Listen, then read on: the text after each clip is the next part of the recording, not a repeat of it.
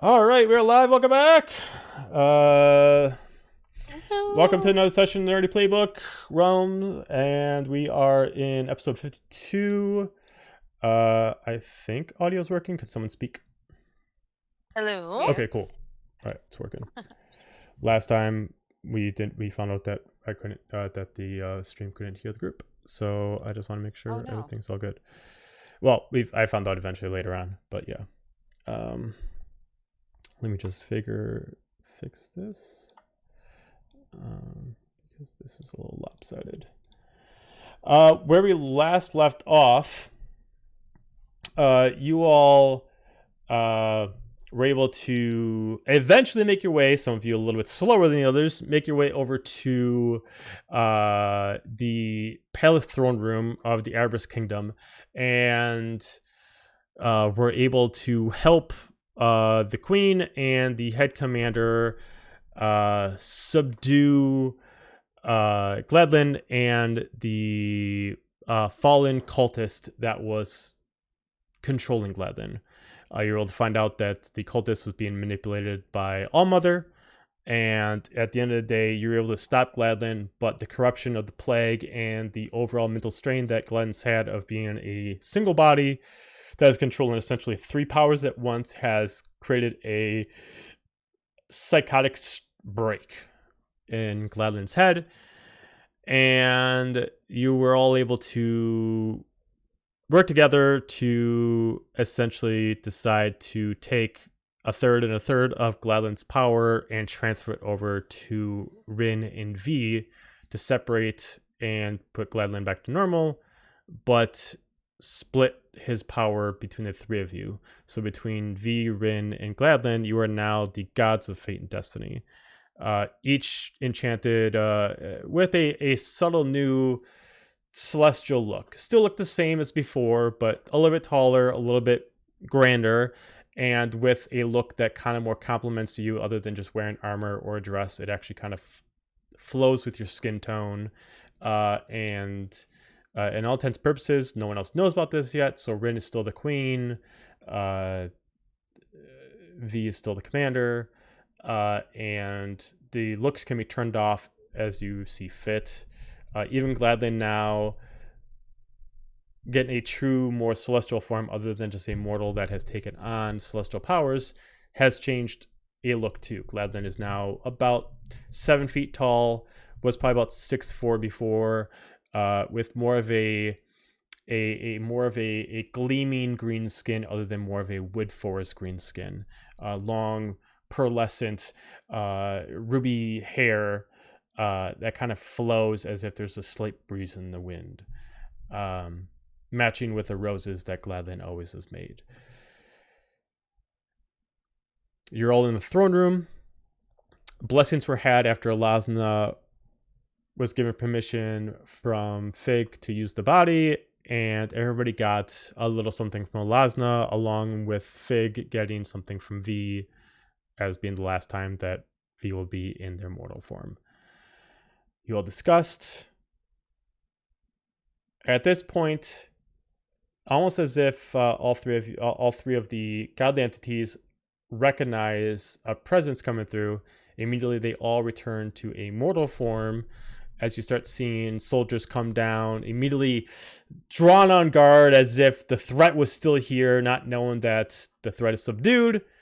And you see behind is Velko, the prince, that runs up and oh, my queen, is there anything left? She sits back down in her seat. It's all taken care of. It's all taken care of.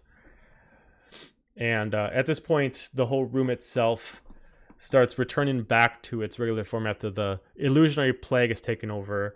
You all start seeing the room now decorated in portraits of different kings of old, queens of old, that have sit in this throne. As Rin just looks at the group, looks at V, looks back at the group, kind of puts her head. But I'm tired. It's been a long day. I'll take your report tomorrow. Please just these are our guests. Please take them to the suites. But I must have my rest. And it looks at V, and it's fine. I have my head guard here. Please, Velko. Please take our guests somewhere else. I've had a long day, and he immediately has the sword still drawn on Gladlin, and it's like, oh, don't worry, it's all taken care of. And Gladlin just looks, and my friend, everything's all better now. I apologize. Everyone, I'm sorry. It's been trying for everyone, and I apologize. And it makes an illusion of the staff, as if the staff is still in Rin's control, to kind of calm people's emotions down. Rin is just, Velko, please, just, are you sure, sister? Yes, please, just, I need my rest. I just need to take everything. Well, if that is your wish, everyone, come on. If it is the Queen's command, everybody out. You all, a pleasure to see you all again. Come. I will take you to your suites. Come. The last thing, right before the door closes, Elle just kind of like peeks through the door, kind of wondering what's going to happen, and she gets a slight wink from Rin as a subtle, like, everything's fine, we'll talk later kind of look. V gives a thumbs up. All right. So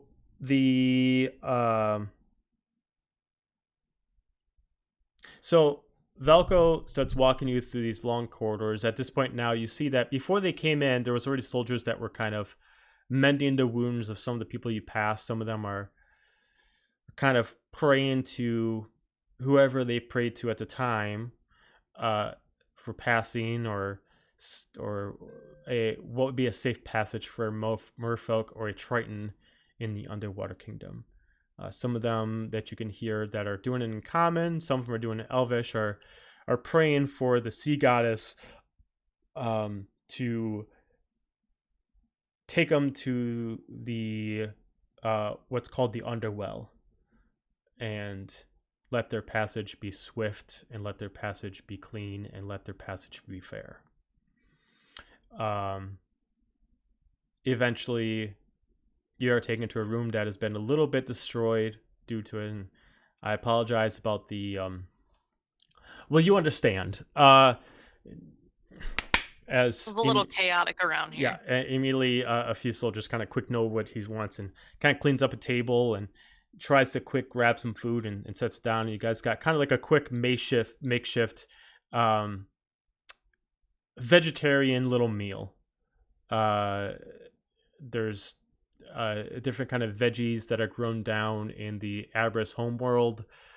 You see a meat that most of you wouldn't recognize, but you would assume it's some kind of indigenous animal that's probably hunted up on the top floor. And then a certain kind of mead that smells of very familiar of what you might have tried as a higher stock in the under floor of the Abris homeworld. And he's like, just give us a few moments, please. Enjoy. I'll make sure a few rooms are ready for you. I'm assuming you all want separate rooms. Yes, please. All right, fantastic. You all, quick, go. These are our guests of honor. Go. Give me one moment. Bows, walks away. It seems like Velko's very stressed. He's actually really beaten up. He hasn't given himself a time to rest yet. He's slashed up in a few spots in his face. It looks like some of his actual plague inflictions have actually been cut. So you see actually a little bit of plague blood mixed with some of his actual natural, more of a greenish, bluish blood that a Triton would have. His armor's kind of warped, kind of bent, obviously never usable again. Eventually, probably when it takes it off, it looks like some of the armor, it looks like some kind of giant creature might have actually impaled him so hard, not enough to like break the armor, but enough to do pressure against the armor that the armor is actually bruising the skin underneath it. And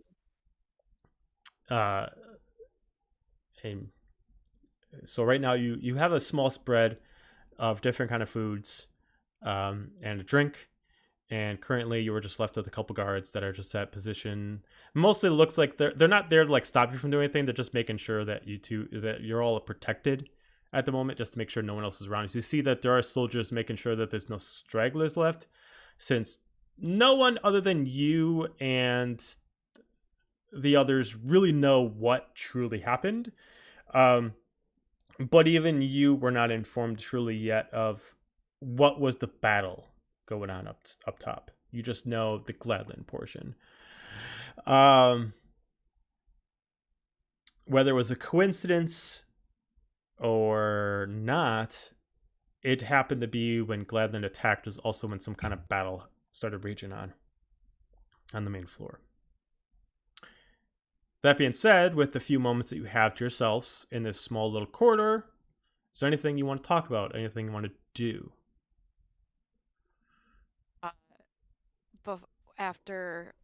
While dude that's all beaten up, Vic, right? That was his name.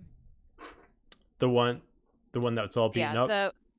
With his armor's like torn to shreds. Velko. He's the queen's brother. Oh, okay. I like to think that Cargrim's sitting near Corbin, so okay. Cargrim's gonna turn to Corbin and be like, "He looks like shit." Under his breath or anything, just like in between bites of a turkey leg, he looks like shit. No.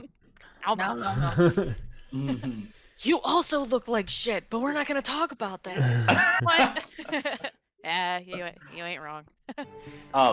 Is there any Triton ale that they're drinking?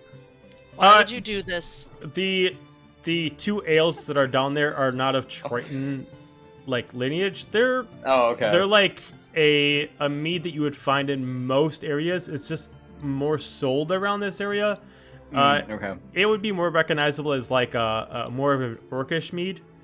Very top of the line. Usually a very expensive mead, especially since more orcish mead is thicker and not really, I wouldn't say well made, but it's meant for consumption, not distinction. This one is more well refined. Gotcha.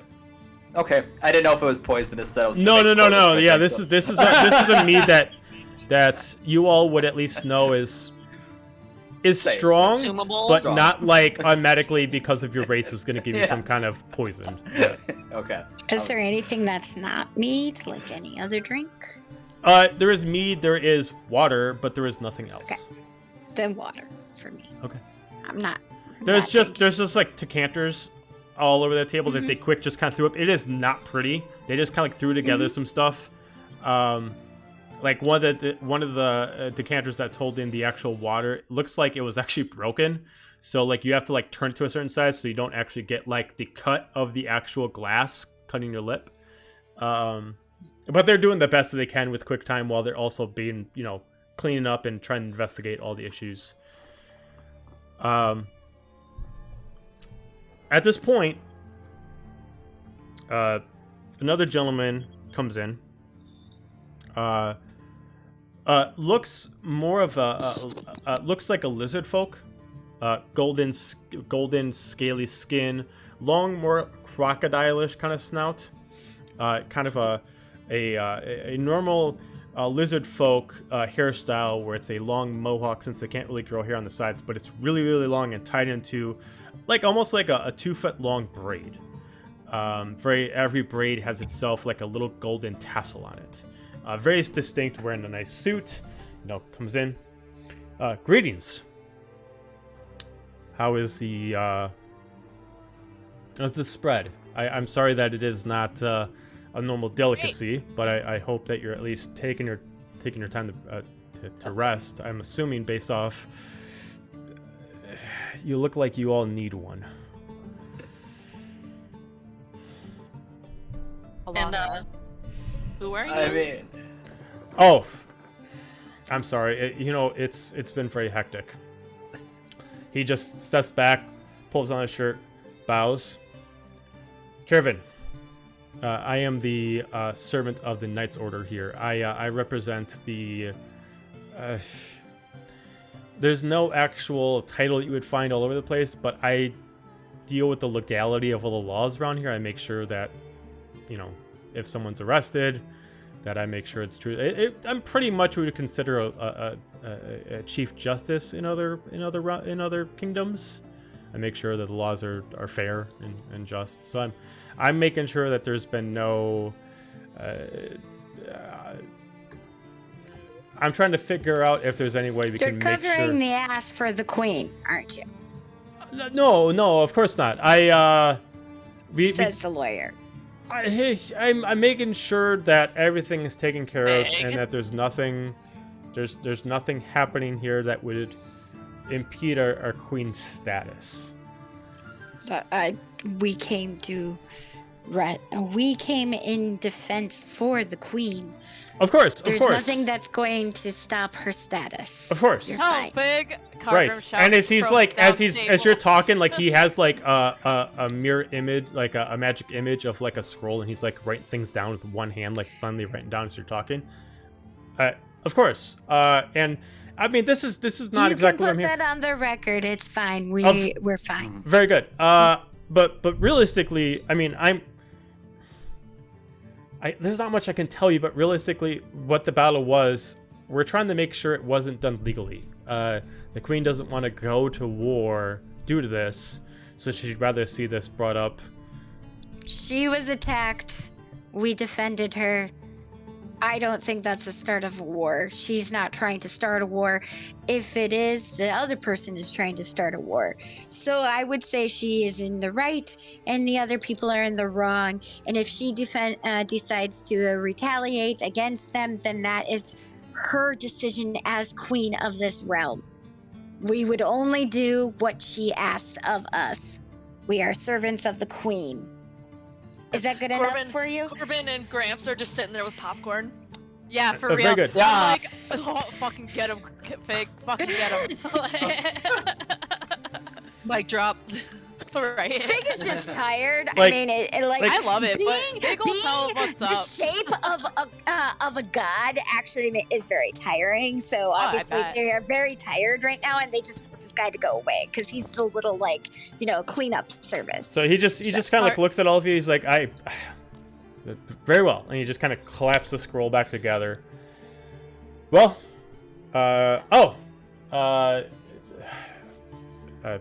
Prince, kind of out says you see the prince come back, and he's taking off his armor at this point. You just kind of see him with just kind of like his pants, and then he's just got his scaly skin, and you can see where it's like bruised in several spots. He's like, all right, and comes in with a few keys. All right, so we were able to take care of a few things for you, and you may look up behind you, and you see there's a few rooms, and they're just trashed, just complete trashed. I was able to get a favor from the Archmage, and hopefully this is to your liking. So he closes all the doors, and I always want to do this. And he like turns the key and then turns it back and opens the door, and like the room is perfectly clean. He's like, oh, that's so cool. And he like goes up to the next one. He closes it. He turns it. He's like, this is great. He's like treating it like he's a freaking kid. Like, all right, let's see if it does it for the next one. He puts in a key, turns it, and the room is clean. It's like opening the fridge expecting a different result. Like, Yeah, pretty much. But it's actually working because like he closes the door, opens it back up, and then the rooms are damage free. Nice. Isn't magic great? Food No. restocked on shelves, each containing a king-size bed. Rooms themselves angrily set on each other, so they surround a room, or they're in a circular motion. So each of them are a V-shaped, and the ending one is a giant glass wall that just looks out into the area of the water. Giant king-size bed, several nightstands. Each of them have like a little mini dining room table for 4. I'm sorry, we only have 5 rooms, so hopefully one of you is comfortable with sharing. But please get some rest. The queen says that you definitely need it. So I wish I could say that you could call upon me, but I'm very busy. But if you need anything, just head out to one of the soldiers. I'll make sure that they know that you're here as our honored guests. I wish I could give you a better whatever. But hope you enjoy your stay. Please all take a rest, and when the queen is ready, she'll call upon you. Sounds like a plan. And very much like he's not used to doing these. Like, so, yeah. And he starts like walking backwards, and he's like, Fig tonight? just walks to a room, just waves, Like- bows, and then walks away. like clearly Velko does Yeah. not like be host at all, and he's just kind of like very awkward. But he's just like, yeah, night. All right. I'm sorry. What? All right, I gotta go. You know, someone needs me. Hey, bye. All right, cool. Bye. Can't Bye. miss Bye. you till you leave. Bye. All right. See ya. Bye. All right. And he starts like running off. Like, fuck this. But yes, you have 5 large rooms. They're probably about like from front door to back wall, probably about 100 feet long. They are long, like royalty suites.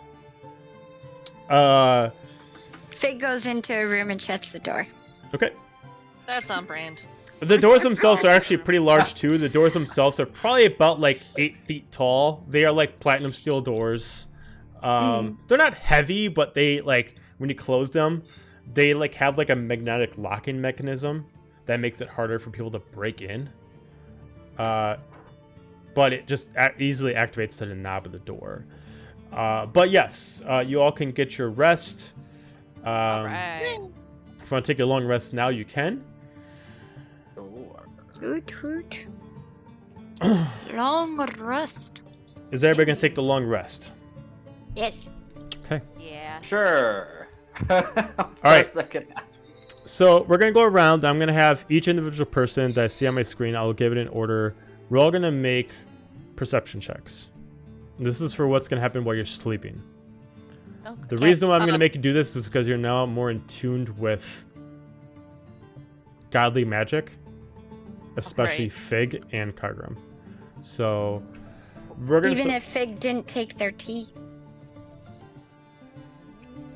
Oh, you didn't take in your tea? Mm-mm. Tired. Big Because they were too tired, so they just forgot about it. Okay. Still, yeah. Okay. All right, Corbin, perception check.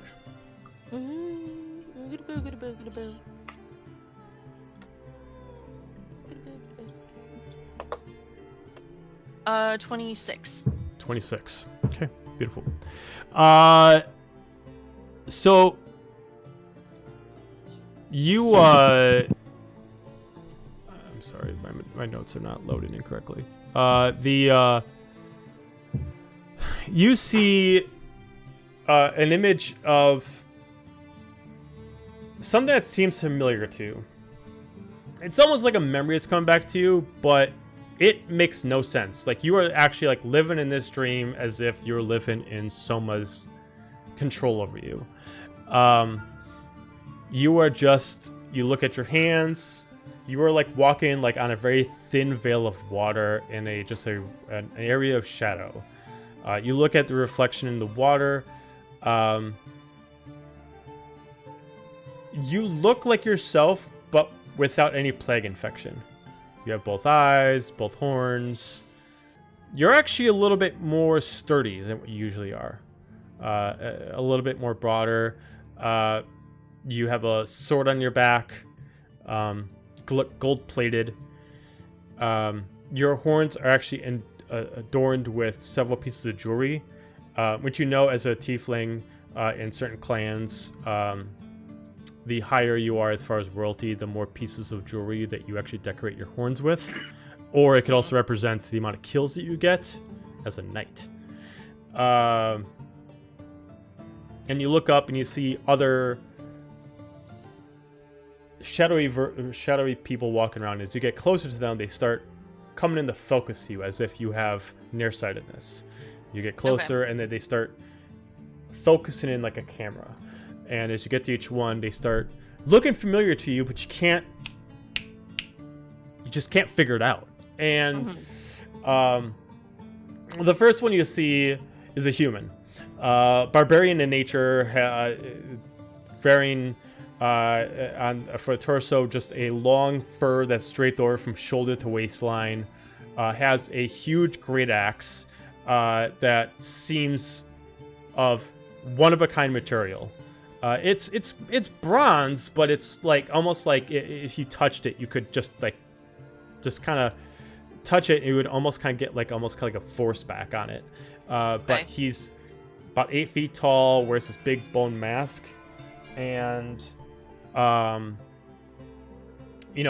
something about him just screams royalty to you. Next person you see is a high elf. Another distinction. Then you start seeing, as you go on, it's never the same race twice. You go human, high elf, then you go to a Triton. Mm-hmm. Then you go tiefling. Then you go human. Then you go half elf. Then you go lizard folk. You seem to be seeing a pattern. Okay. There is a distinct pattern to There's a pattern. this. You see that it always goes to either a half race, tiefling, Asmar, half elf, then always a human, then always a elf of some kind, whether half elf, drow, high elf, and then always goes to some kind of water folk creature. Then it goes back around. Eventually, you just kind of stop, because at this point you're seeing your 50th person. You just see a line going down in this pattern, and it's never the same person twice. They're different people, but they're constantly following a pattern, and they all have something that represents them, that shows that they have some kind of noble bloodline.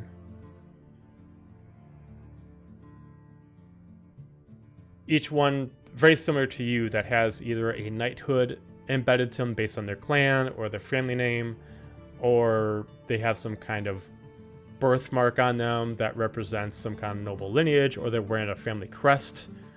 Okay. And no matter how much time you spend in that dream, eventually you do wake up not really figuring out what it means. Fun. Fig. It's actually a nice dream in comparison to the ones Corbin's usually having. Like this is nice. Yep. Okay. 17. Yep. Because the tea specifically stops you from having nightmares, correct? Correct. Okay. Since this is the first time in a while that you haven't used the tea, you do dream in not necessarily a nightmarish fashion, but this is the first time that you've had a, let's say, uncomfortable dream. Okay. It kind of goes from dream to dream. You have a peaceful dream, another peaceful dream, and then eventually you get kind of stuck in this one dream. As you feel the warmth, a very familiar warmth of Alaza's blessing. But then it starts to get hotter and hotter. And instead of it feeling like it's a comfort, now it feels like a burn, like it's intentionally trying to hurt you. As you immediately pull away, and you see the sky just burning. Clouds ignited. As you just see from one side all the way to the other side of your vision, the whole sky is inflamed. Some kind of spell that's just blanketing this realm with fire. And then after a few moments, you start seeing people in the town that you're in start panicking as just constant flames of meteor showers of flame just starts charging towards the ground. As it just rains fire all over. That's not good. Not good at all. I have something for this. Hang on one second, because some of the notes are on my phone.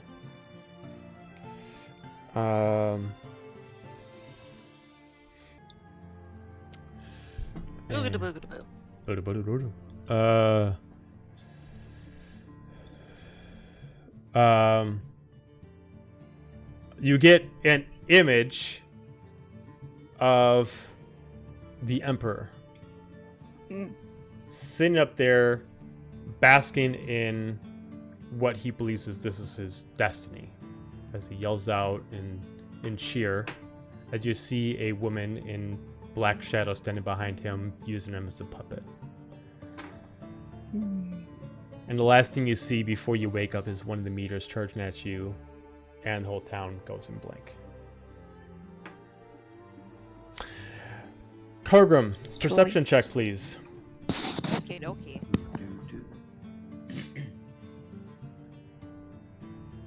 9. Oh, a 9. I'll be right back. I just need to grab some water. Sorry.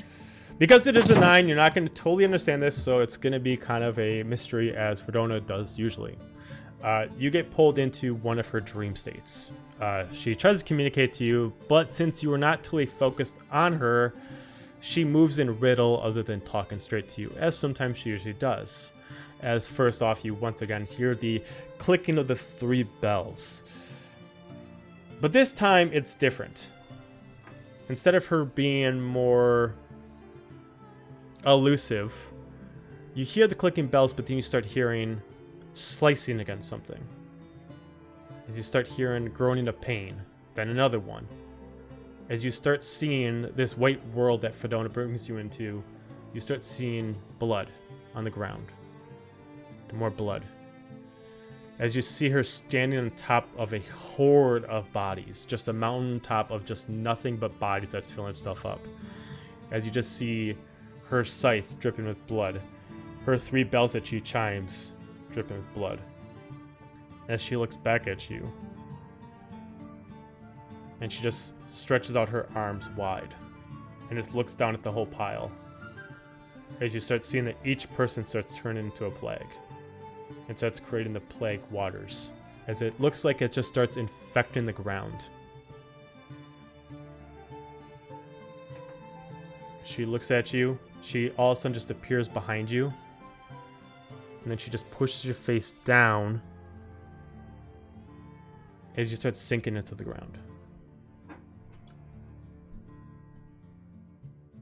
As she just keeps pushing you down gently into the ground as you start going into a void of blackness. As you see an explosion of fire in the deepness of the blackness. As everything in the realm is destroyed, leaving only one entity left. A single embodiment. A black humanoid body with large spectral wings. As the last thing living after this world is destroyed. And the only thing that you're left to know is something of the plague is involved.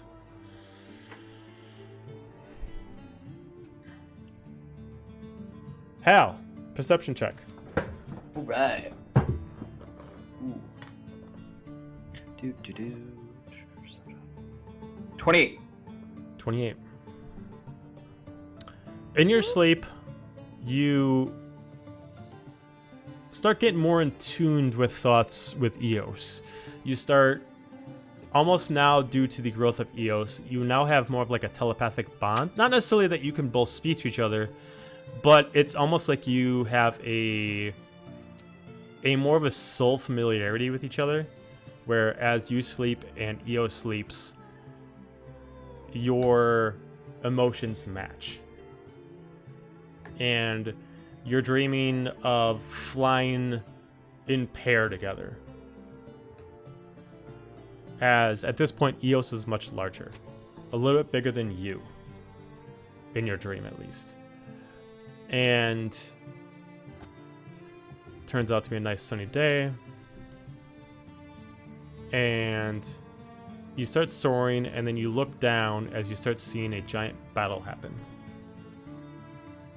And it's blanketing the whole ground. And then just one giant explosion happens, and the epicenter of it is Eos. And you wake up. Oh no.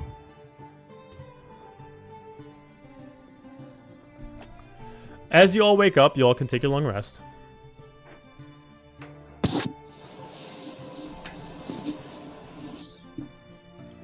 You all are in your own rooms. You have food. You have drink, whether that is water or mead. You also have the ability to heat up your water if you do want to make tea.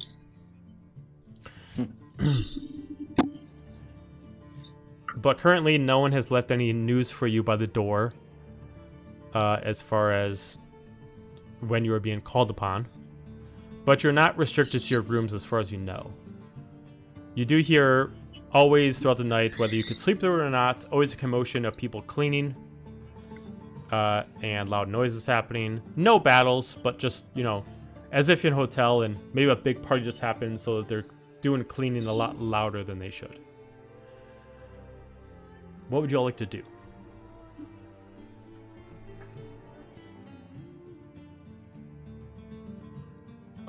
Good. Don't all jump at once. All right, cool. So, I'm waiting to hear what other people want to do first.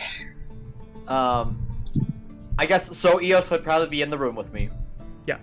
And so I think we'd probably like stare each other down a little bit Okay. now that he's a little bigger. We're like staring down, trying to process what dreaming and stuff. Okay.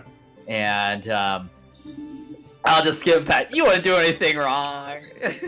Proud of you. You didn't And, do anything bad. go ahead. And we're gonna find some food. Okay. All right, cool. So yeah, there is food there. It's Sure. magically enchanted to the room, so there are different kind of meats, like sliced meats that are there.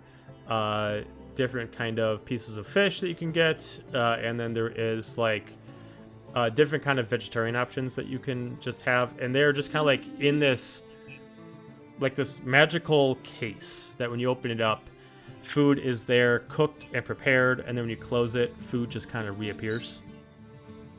Magic coffee. Or magic Nice. fridge. Pretty much. But yes, you're able to No, eat some we'll food. have on Eos definitely goes for more of the steamed meats as far as Yes. heat. But you do notice now, taking in the look of Eos, Eos does not constantly require the heating element as much as he did before, or they did before, Right. and it's more or less now that it's a want, not a need. Right. As being grown out of the necessities of needing that security blanket, and now just can feel like they can take a little and get more out of it. Yeah. This world. After a few moments pass, as each one of you do whatever you need to do in your room, Gotta stuff my face. you stuff your face. Especially you got a fridge that refills. Hell yeah. Cargan's just gonna like Just arm start getting. sweep all the food onto Sure, the sure, sure. plate and then just keep doing that. Sure. Very entertained. That's Are you Um, not entertained?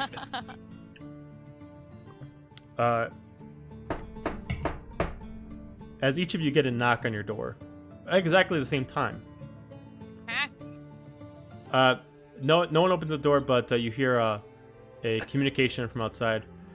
My esteemed guests, the Queen requests your presence as urgently as possible. If you can make sure that you get yourself in presentable order and meet the Queen back into her throne room, she would greatly appreciate that. Thank you, and we'll see you shortly. As you immediately just hear heel click and start walking away.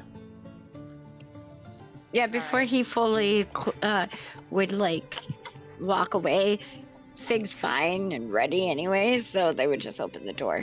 Yeah, you're quite ready. All right. Well, I can lead you there if you need an escort. No. Oh, very well. Well then, carry on. I will carry on with my duties then. And then heel clicks and then walks off, and you can see it's a kind of looks like a kind of more like a handmaiden of this area. He's got like a towel over his arm. He's got very presentable boots, and he's kind of walking around, and he's taking care of other guests in the area, but he's doing he's very well dressed for the area. He's a butler. Yeah. Yep. Are our rooms by each other? Yeah, they all have intersecting. Okay. They all have conjoining walls. Okay. Cargan's gonna laugh when he hears that. Okay. No. It's probably gonna take me a minute to get ready. considering that I Just hear stuffed the my face like, no. oh crap! Like, okay. He's gonna be bringing turkey legs to go. Like, As in my pocket. Yeah. Battle as Master you more like. as you all start walking out, you just start. Most of the place has been cleaned, whether it's just efficiency or magic has taken place. A lot of the bodies have been moved. Floors have been cleaned, at least in this area. Granted, this is closest area to the Queen's throne room, so maybe this is the priority. You start seeing the first time you all are seeing Tritons that aren't soldiers, and you're seeing the proper etiquette for Tritons and merfolk around here is lesser clothing for the legs and more clothing for the top, maybe due to swimming or due to the gills. So a lot of them have half skirts on, and then are wearing either, depending on their rank, either are wearing a suit or pieces of armor. But it seems like the only people that actually wear full leg pieces of armor are the actual trained soldiers, just due to more protection. But you do make your way back over to the throne room. The door is closed. You do see 2 guards in front of it, adorned in their sapphire gold armor. Immediately look at you, immediately recognize you. They stab down their actual staffs, and then they open up the door as one of them walks in front of you and moves in. My queen, as he nails down on the ground. Your guests of honor have arrived. As you see her, she's wearing a new dress this time, cleaned up. She seems well refreshed.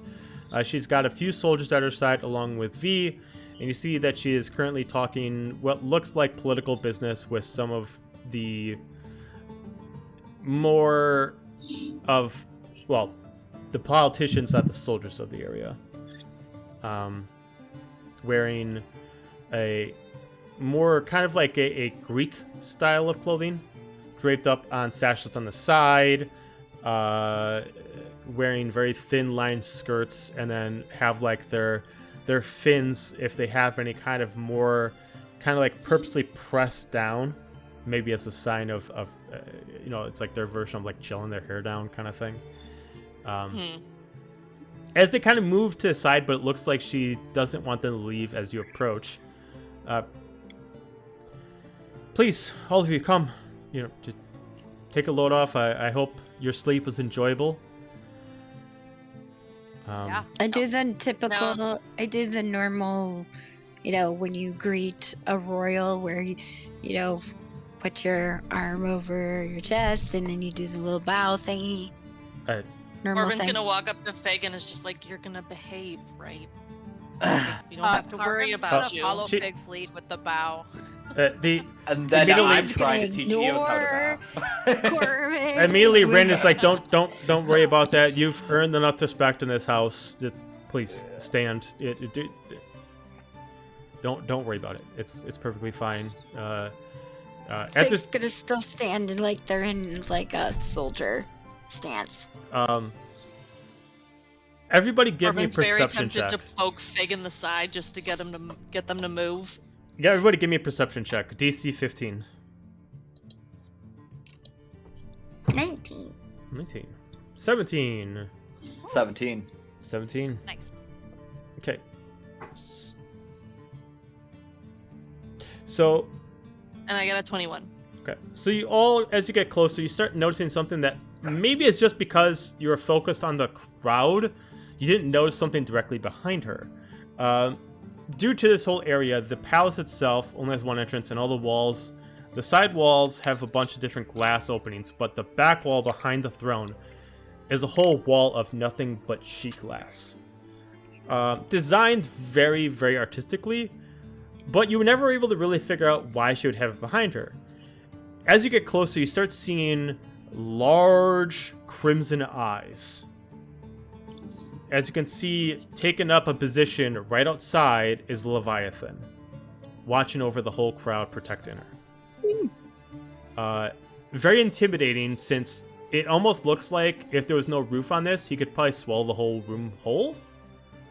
But he's constantly like circling around. Since he can't hold his position due to the water current, he moves around and he swims over, and you can see his long, skilly body go around. Maybe for intimidation factor, maybe it's just because he can't stay still. But then he goes one side and he presses up his left eye against it, and he watches everyone. As you can see, like the people just kind of like shift to its location. Then he kind of swims around. And he goes over to the other eye and he presses and kind of watches as. It makes some of them, the politicians, unnerved, but you can see that Rin is like really liking it. It's like maybe she uses this to throw them off. As she just kind of like smiles. She immediately looks back and she walks up and then kind of like puts her hand up against the glass as the Leviathan just kind of, you can feel like a little shake against like the whole building as the Leviathan puts his weight, as if like a dog putting their pressure on the person's hand. So she walks back up. So, well, thank you for all your help. She kind of walks up, presses her hand up against Gladlin's statue. And you can see that she like looks at all of you, and she presses up against the statue, and someone immediately interrupts. And so what about Gladlin, my queen?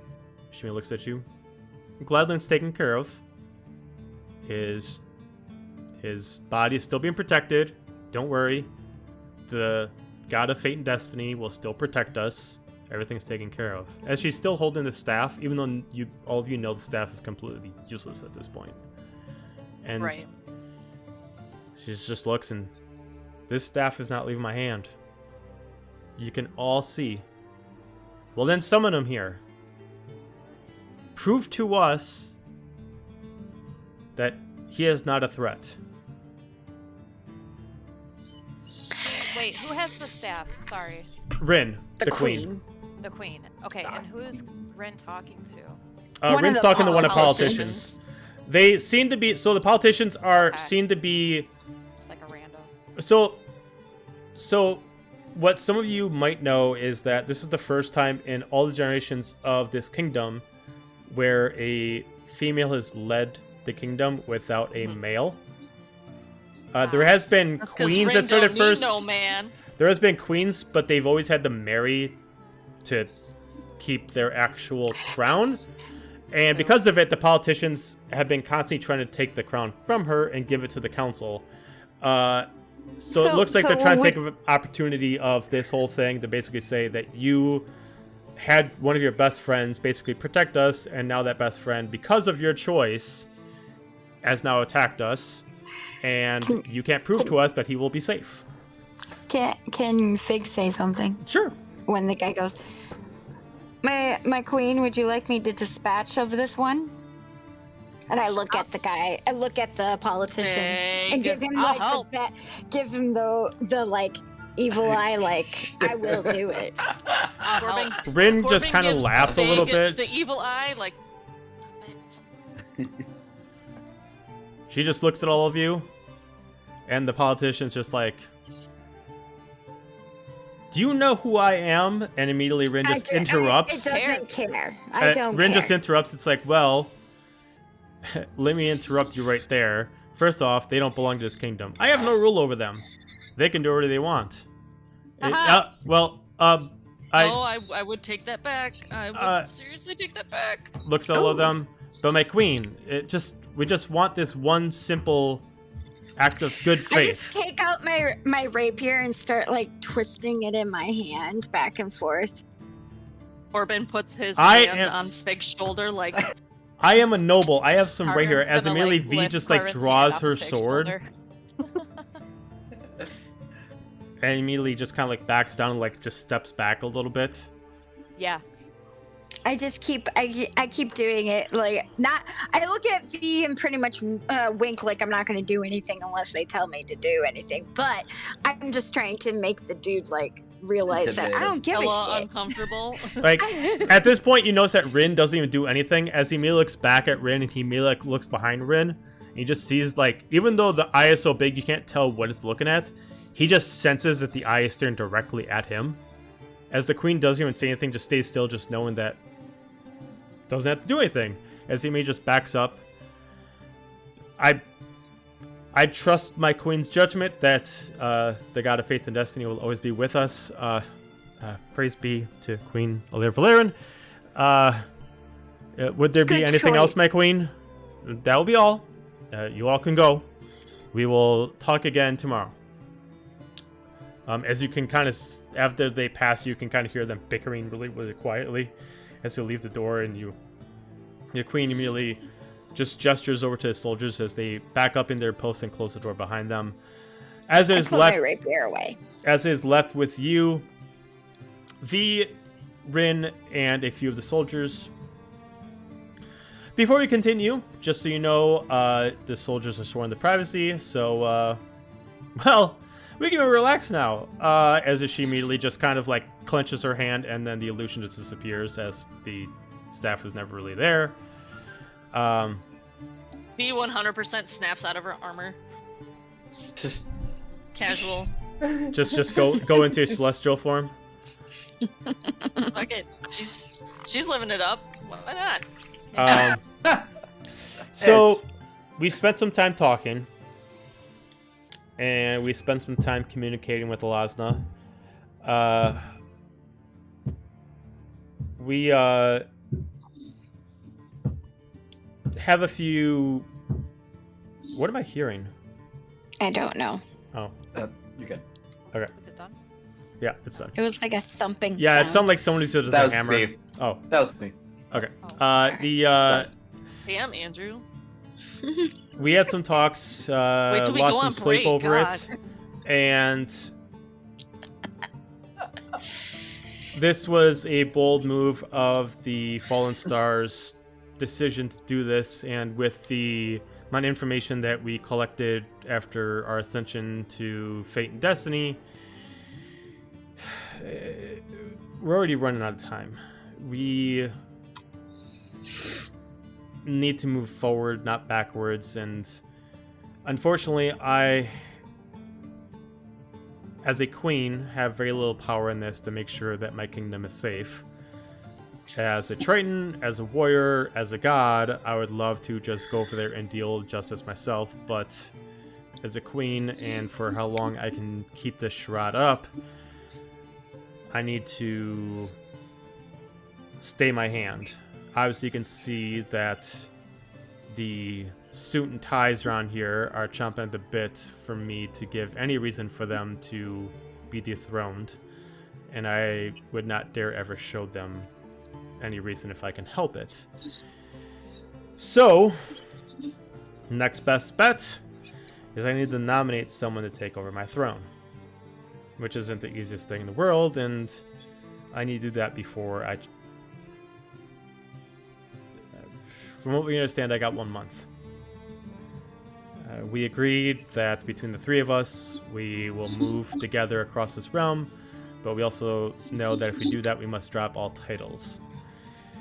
Which means I got 1 month to name someone as my successor, and unfortunately I cannot name Dalko as my successor. Apparently the laws dictate that he's already aged too far, and he is too corrupted. As much as I'd like to name him, I do agree he is better as a warrior than he is as a politician. So my hands are kind of tied, but as we all know, the world is getting into a tougher spot, and with the Empire now thinking that they can just come over into our borders and just commit war, it's time for us to move forward. I also, now that we're sharing memories of each other, I now know a dark secret that V was hiding, that apparently you've all been secret soldiers of her this whole time. So... Yes, we have been. We've discussed this in thought, and I believe out of a lot of bickering back and forth, we actually found a use for this. We're not going to do this immediately. Obviously, we should celebrate a good victory, a battle, and I personally wouldn't mind a good rebelling if we can help it. There will be a feast in our honor tomorrow, but after that, I believe it is time for you all to depart to take care of what I unfortunately cannot do myself. Whatever you need, we're here to help. That is the reason why the guild was formed in the originally. Was to do the things that the other people cannot. Gestures her hands up to V. V walks forward. This has to be kept tight-lipped. Even the Archmage can't know much about this. But we have a contact that lives inside the floating kingdom of the Empire. And we have been able to get in touch with them, and they're able to teleport you all over to their specific location. They have a layout of the area.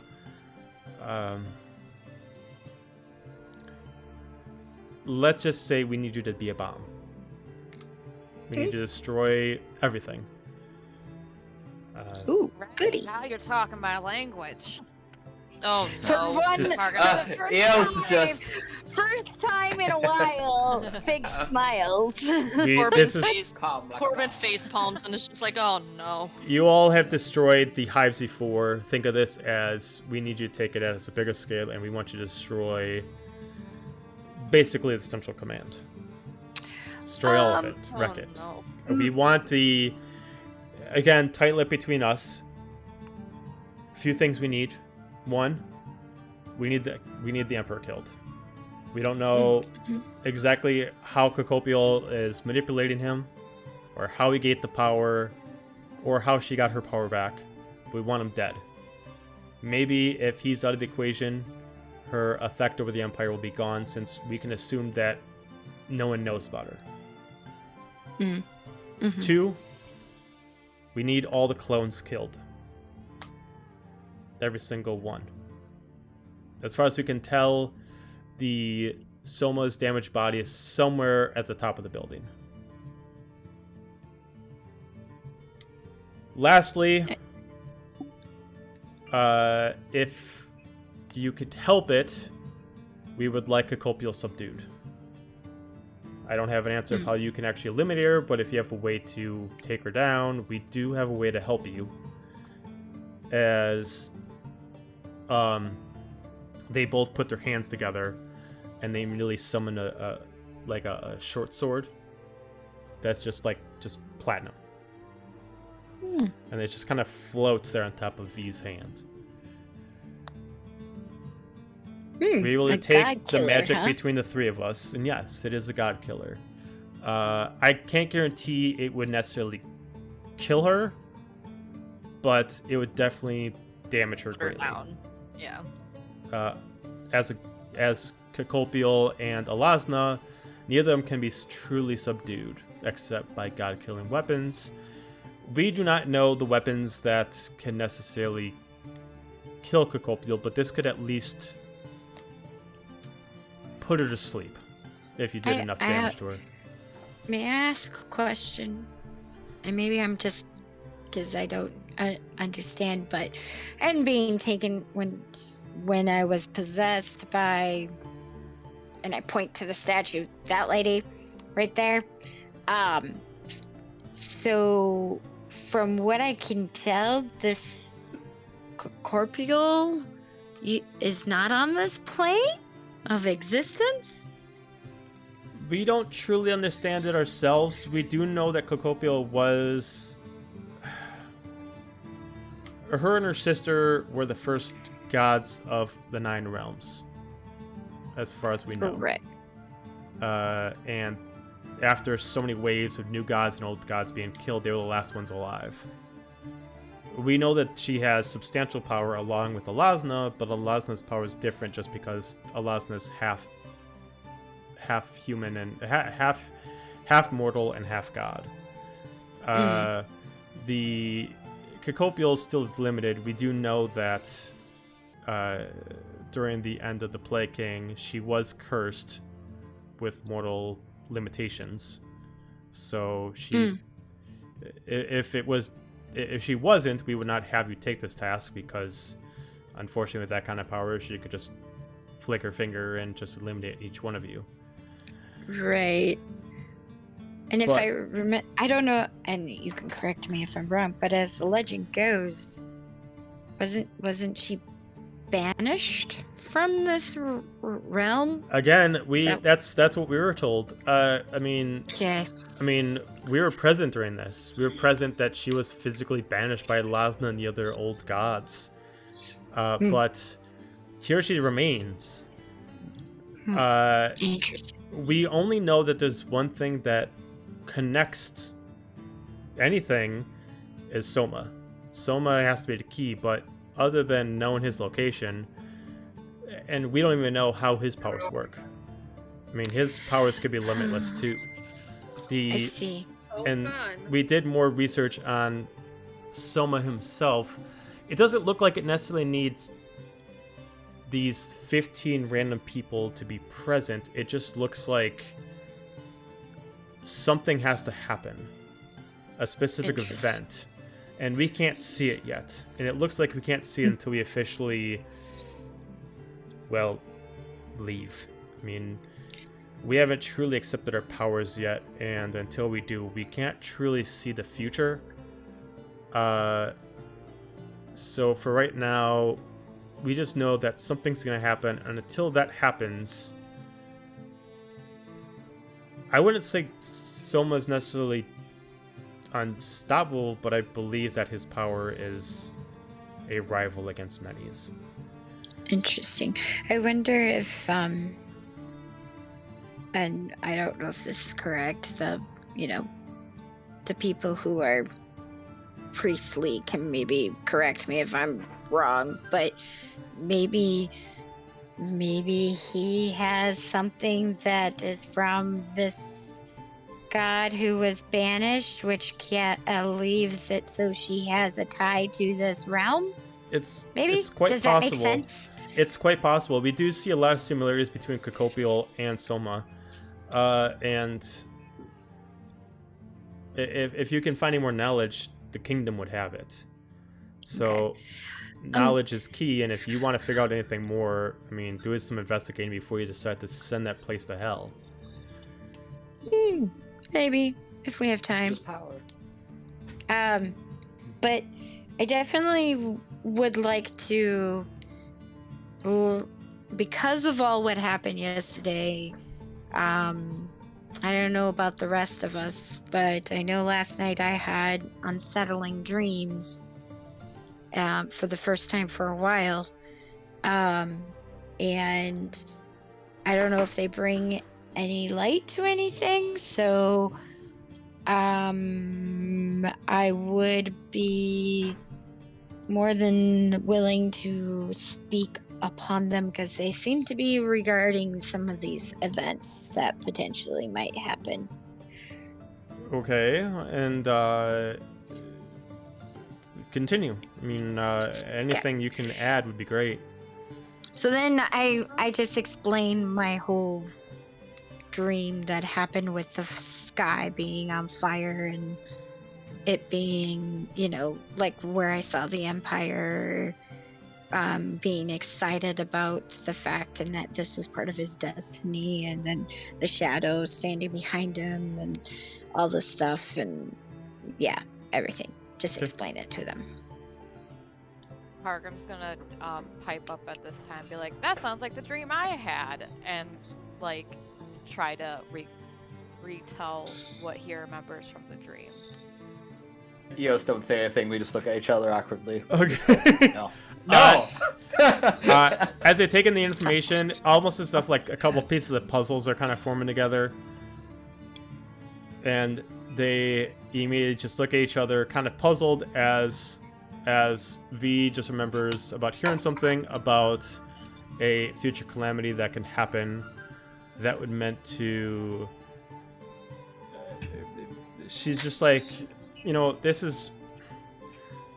The only thing I can think of is something close to an apocalypse. There's been legends told amongst ancestors for the past thousands of years that this realm was restarted due to fires from the sky. And that with a certain power that gods can achieve if they get a certain something, we don't know what, they could do it again. Does Hal look nervous? Yep. Okay. He's like, I'm gonna be like, can I do a perception check on Hal? You can do a perception or insight, either one. Insight, okay. We're gonna do insight on Hal. Oh boy. 22. 22. I mean, yeah, you are noticing that Hal is just like, don't look at me, don't look at me, don't look at me. I know something, please don't tell me. Hal, what's going on? You know something, don't you? No. Don't lie to me. Oh, no, Fig, I don't want to lie to you.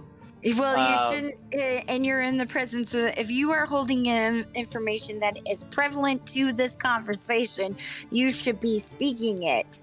You are a guild member. You took an oath. Fine. Okay, I did see the explosion. I did see what was in the middle of the explosion. It was big. It was powerful.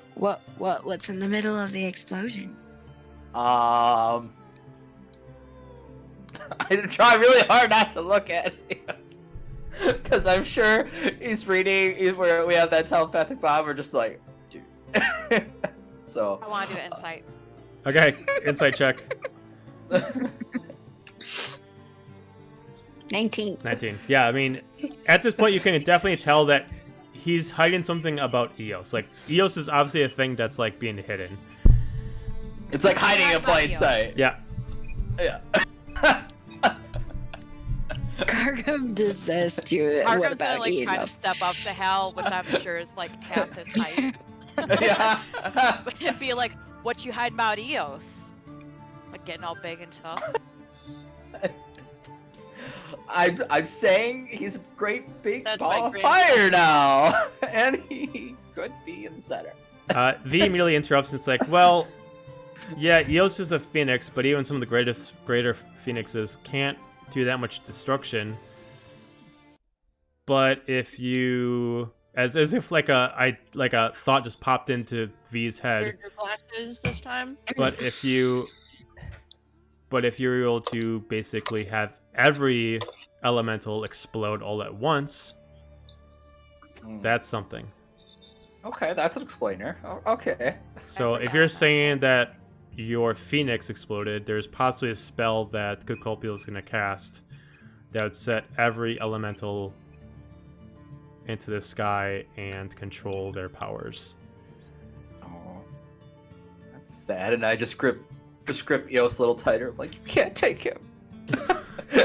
Well, wasn't Eos blessed by Alazna? Yep. Yeah, so isn't he Yes. fine? Well, the blessing from Lazna essentially forced Eos to essentially grow 10 years quick. Well, Oh. that's what. Mhm. But Fig is asking the queen and Oh. V, like, would that do anything or change? Because I don't know about magic. I mean, a blessing from Lazna doesn't necessarily make Eos a god or anything like that, but phoenixes are some of the highest life forms that are in this realm. And if even if a phoenix can be controlled like this, then, I mean, even some of the most legendary creatures, even dragons, could be affected by this spell. Interesting. We just gotta go after the caster. Corbin's just gonna lean over to Gramps and be like, "What are we talking about?" Because Corey's parents came home and was distracted. So We're talking about the Eos Dreams. could, We talk about the dreams. Yeah. Eos could potentially ruin the world. Couple. Eos oh, that's exciting. will or This- Coco BL. Kukulpil. Copial could Coco. use the powers of Eos and other elementals to set the world ablaze. If you don't want to keep Pretty pronouncing that name, she is a star angel. So Okay, if you would rather Star say Star Angel. Angel, yeah, she's the angel is of trying to make she's Eos and all other elementals. she's the equal, angel that's what's of the stars and skies. happening. Got it. Huh. Why? That's kind of funny because most of my magic is based in the elements, so I should probably. Don't know if I'm. You are also Do something about it. Blakeborn, and something is you have a part into I've this got too. other. Yeah, I've got other problems. I know. You don't need to remind me, Fig. But I'm just No. saying that, like, who knows? We don't know who the caster is. Yeah. Oh, by the way, Corbin, give me a perception check. Oh, fun. Well, if it's a spell, is there any way to like track it? I mean, I mean, the only person who could cast a spell would be Kukulpil, so you just got to find her. Kukulpil? Um, Yeah, I mean, we 19. know where she is. She's with the Oh. Emperor. Mm. 19. As you're standing there and you're like, everybody's talking, you're just like, okay, while we're talking, I'm just gonna, look around. There's the Leviathan looking at the pretty walls. You start noticing all the different large portraits all over the place.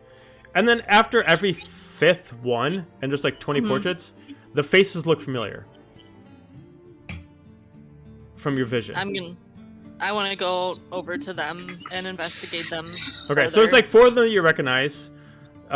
Each one represents themselves as a prince, a princess, or a royal knight. And they're the only portraits in this room that aren't kings and queens. Each of them on there, for the ones that you recognize, are put as sacrificed towards the chosen one.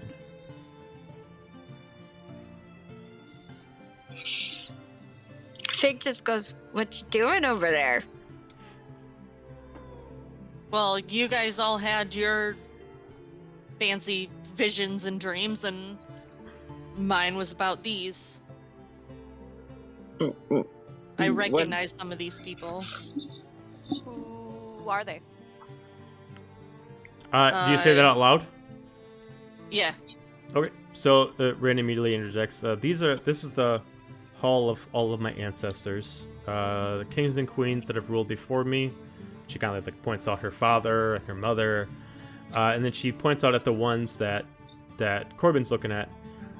The others are my descendants, cousins, and so forth that have. You even see a picture of Velko up there, but his has like been taken down since he's alive. And you see, she mentions that these are my family members that went on the great journey and never came home. Sorry, great journey. Oh yeah, we would know what it was. Yeah, 'cause you it would be know what it legend was. The ones Great and- Journey. So the Great Journey was up until 50 years before, the world was constantly affected by the plague, and the only way to slow it down was having a chosen royal from one kingdom to have another journeyman from each other kingdom to go on this quest and pray to each god to try to figure out the grand puzzle of how to kill the plague. And that's what happened in campaign 1. Campaign 1, Amber's character, Seraphina was Seraphina was the chosen chosen one, and everybody else played as one of her guardians. And she had to do the great journey to essentially pray to different gods to try to figure out if she could find the answer where other people didn't. And essentially what would happen is some of them would come back home, but the chosen one and a couple of guardians would always die. Afterwards, there was always about 50 years to 100 years of what was called the calm, a time where the plague essentially stopped growing and stopped spreading and allowed people to be in peace. But during that time, they'd go back to their regular wars. Then the plague would start again, and everybody would stop and join over it again to get all the kingdoms together to send another group back. But the chosen one always had to be of noble birth. Mm-hmm. So this is essentially showing the 5 people out of those portraits are some of the noble borns that sacrificed themselves for the great journey.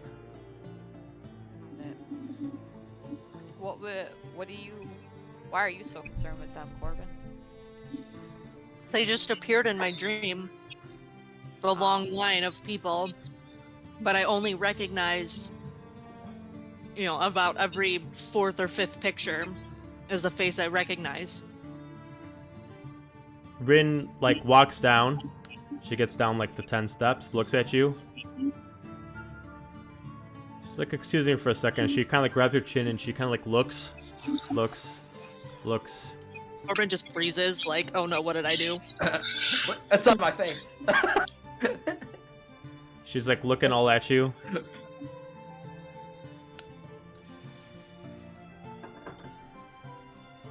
Looks back at you. Looks away back at V. Looks back at you. I just look at Gramps very concerned, oh no, what did I do? Help. Gramps is just gonna be I don't know. I think we have an answer, but we need to get some more knowledge of that first. I promise I can help you out with that one later on today, but as far as right now, I don't have a complete answer, but I think I do. And she just kind of goes back and sits down back at the chair. Oh no. So,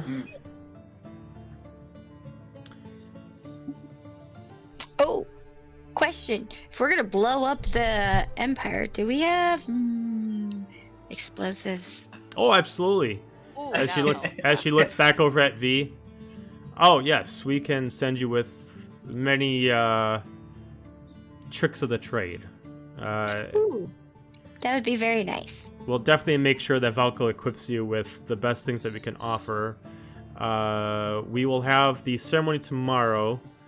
Up until then, if you want to find our blacksmith, while you're here, all the prices are half off. Well, I'm pretty sure some people still need to pick up their stuff. Yes. Oh, Please. yeah. Well, you guys are stuck in you're stuck in this kingdom. You can't go back up to the main floor. Yep. So Did they not pick it up before we came down here? no. Oh, oops. So there is a blacksmith in this area. Now that's not saying that you can't send someone up to get it for you, but Okay. you would have to send them a specific information about what is required, and you don't know if it would necessarily work. You could also pick up the stuff before you leave, but it's kind of implied that how you're going to get over to the teleportation circle is somewhere here in this kingdom. Yeah. I mean, you guys just spent that money, so. Well, Corbin fully intends to plan on sending someone. He's poor. He You know, spent money Rin, on Rin that. looks at you. She's like, "Well, if there's something that you need up, I can send one of my men. You just tell me what you need. If there's a purchase you had, I mean, I don't want you to." As she kind of opens up like the side of her throne, and you can see like 6 swords, like extra tridents. Like, trust me, I know what it's like to have extra weapons at She's hand. got a couple great axes. Yeah, yeah. Remember, Rin got some axes She in the had first she had 2 great hammers. She had 2 bracers. She had 3 had a long great axe, swords. too. Yeah, she had a great axe. She had a bunch of shit. She was like a pack rat. She had He's everything. rich now. Yes. But it's also because she was a fighter, so she's like, I'm gonna hold every weapon possible. pretty Because fighters much. are proficient with every weapon. Nice. She also had a few bows too. So if you would like, I can send a couple of my soldiers up and acquire your items for you, if you'd like. Yes. Please. Fantastic. I mean, Hal, didn't you have something too? Yeah, but mine was quest driven, side quest driven, so Oh. I didn't really get to it. yeah, Hal never technically was okay. able to complete Okay. his. I just. Because you guys never So- actually truly found Did the- the guy. You figured out where he was, but yeah. they ran off and no Sounds one was able to acquire him. Mhm. And Corbin, yours was just your armor, right? That was it? And I think the other person was sold My new on- clothing. Yeah. Yeah. Yeah, and My Celeste new had... fancy blue and gold clothing. That's so I'll automatically fancy. just say Celeste just got the sword, just because Celeste isn't going to be playing for us this campaign. Fair. And I'll just I'm gonna say that you guys acquired your stuff, just to save ourselves time. So, Corbin, Yay. you got the armor. I don't believe it was a change of anything. It was just supposed to be changing your look and allowed to work with your eye patch. I thought you had mentioned something about healing, but I could have been wrong because it's been so long. But No. I think the only thing that I probably added for you was... I want to say if you get hit by a fire spell, you heal. That was probably Okay. it. But there's no way I can make that into right. a thing, because I think it was a fire... I think it was a fire cloak. So I think that's what it was. So just apply that to what you have now, and just... if someone hits you with a fire spell, you automatically heal for it. It's... I think that's what it was supposed to be, but I think it was the reason why. It's been so long that Yep. like. And then the only other thing was Hal's sword, but Hal wasn't able to technically acquire. Yep, the I actual might thing. just find something that's close. Okay, Close to a stabby. gotcha.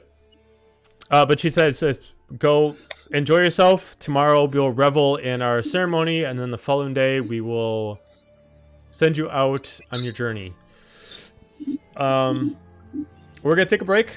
We'll come back in 7 minutes. We're gonna go take a pee break. Bio breaks. Bio break. Sure, she's It sounds better when we say bio break. Scientific.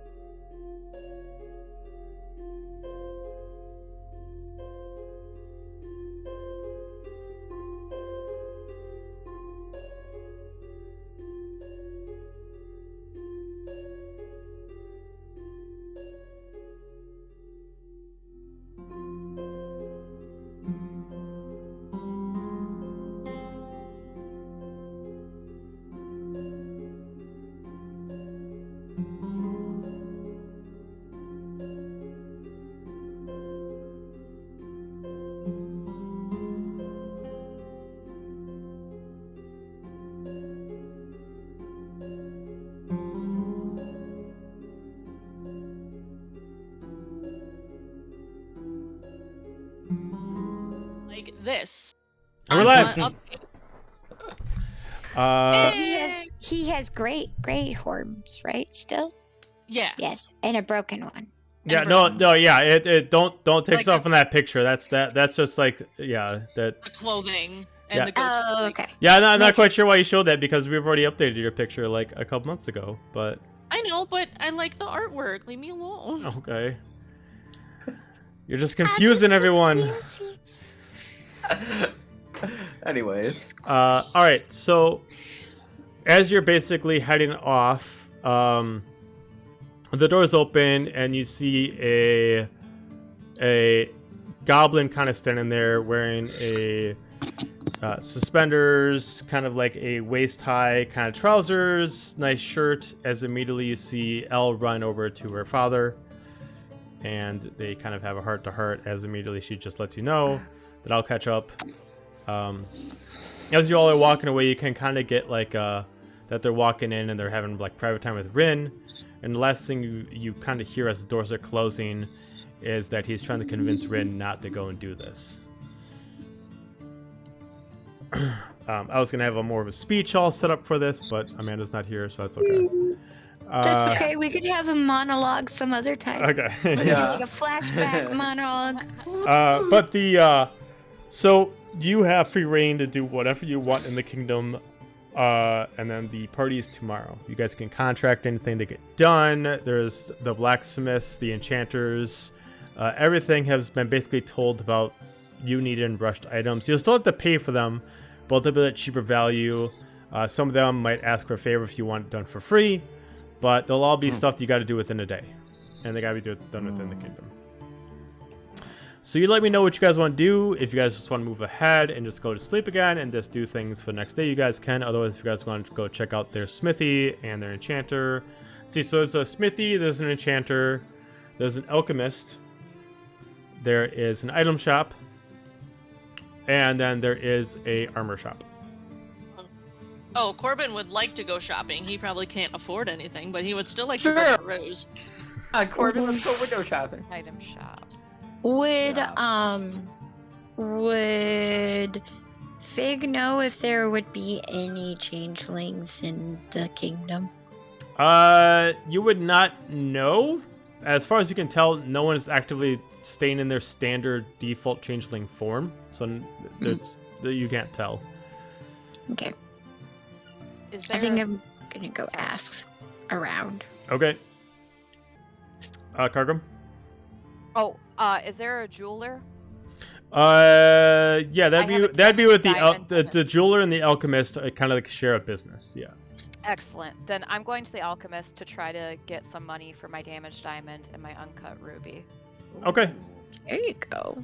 Okay, There you so go. you make your way Water. over to the alchemist. When you get inside the shop, this shop is the only one that kind of stands out compared to the rest because it's more of like a witch's brew kind of style of shop compared to the rest. There's a bunch of weird knickknacks all over the place, but the lady also sells different things.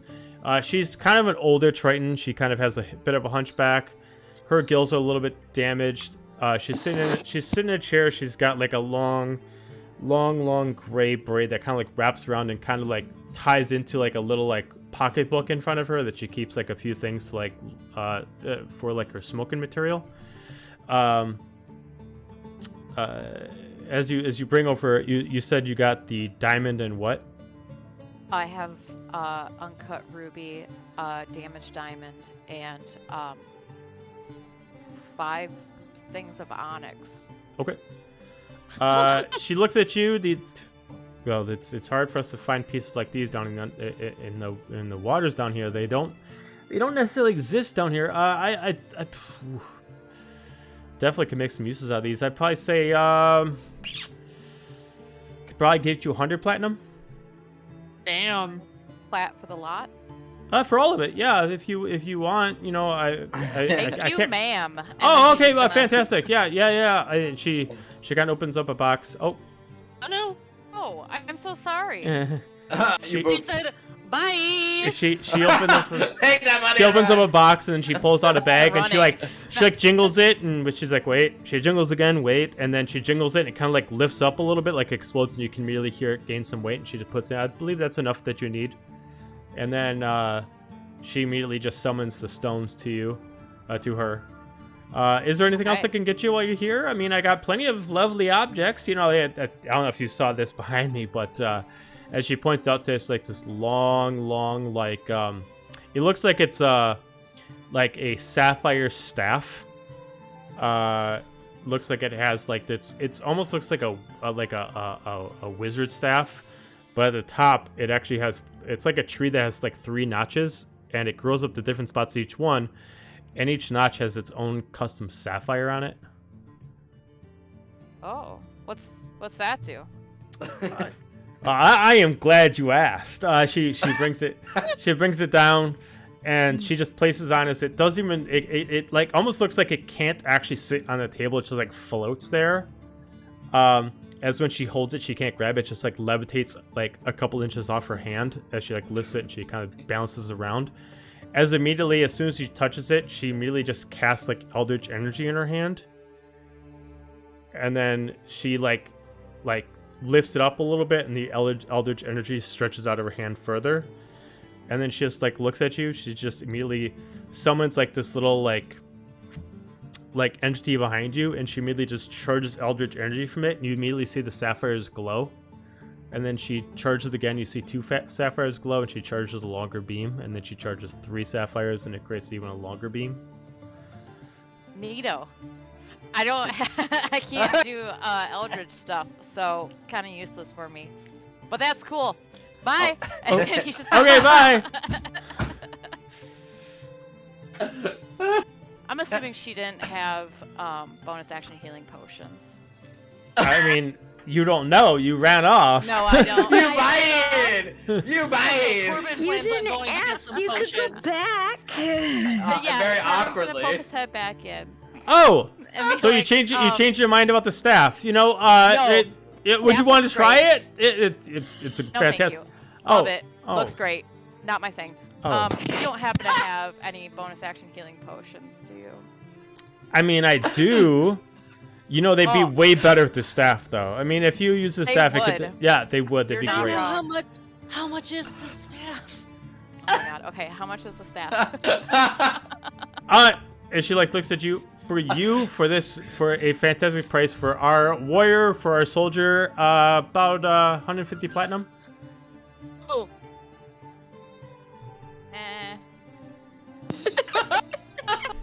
How much are the bonus Okay. action healing potions? Oh, you wanted those, right? Right. I have about 4 in stock. I could give you the whole lot for, say, 300 Gold? gold. 'Kay. All right, so 300 gold. You got the 4 bonus action healing potions. You can definitely see that where she grabbed them from, there are more jars of similar elixirs, but it's almost as if she's like, okay, well, I offered you something, you're not biting, so I'm only going to give you what you're actually directly asking for. Got it. What are those? what you got over there? I'm pointing at the elixir, like, what's that? And you can see a whole list, and she's like, oh, and then she gets up on this stepping stool, and she's like, 1 step, 2 step, and she goes up there, and she starts swirling around. It's a green liquid that starts turning blue. As she points out, well, you know what I just sold you there? That's piss water to this. Where are those? Okay. That'll get you a good wound healed. This will bring you back from death. Oh. And heal you? Oh, I mean, if you want a full resurrection, and then she just kind of pushes on the stool and she slides over to the other side like a library cart, and then you see like a black and silver one that spins around. If you want a resurrection, that's this guy. Nah, I'm good. I can do that. All things are possible through my god. Wow. Humble. Yeah, humble right there.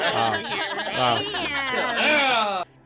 I'm gonna say, like, at that point you get like a whisper in your ear. It's like, yeah, you're good, but you're not that good. And as you get kind of like a warning in your head, this is gonna be your last chance to get anything you need before the final battle. And she's like, I can enchant you, but you know, if you're dead, I can't really do much for you.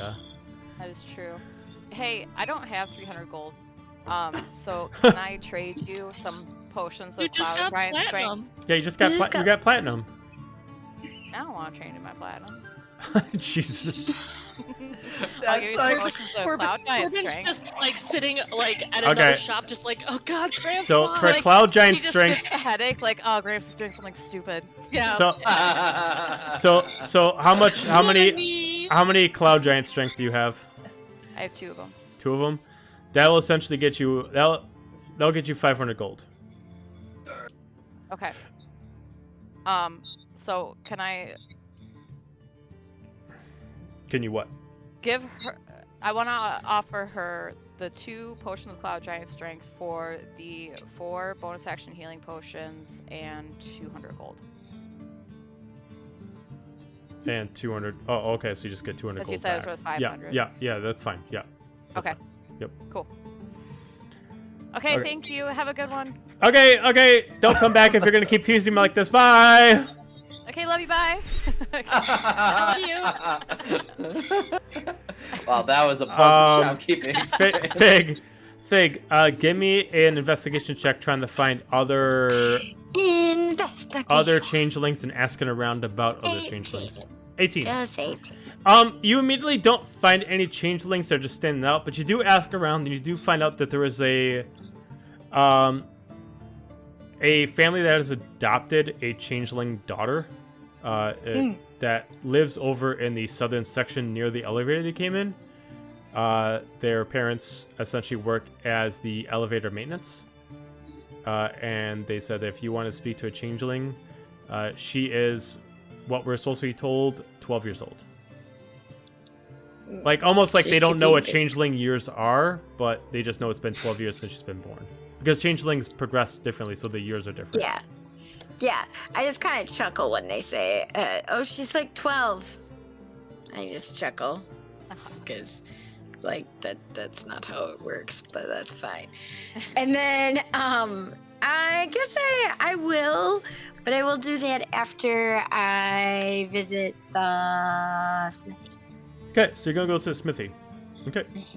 So you get over to the smithy. Is anybody else gonna go to the smithy? Okay. So I'm gonna say you both go over to the smithy. The smithy shop for this is called the Sapphire Staff.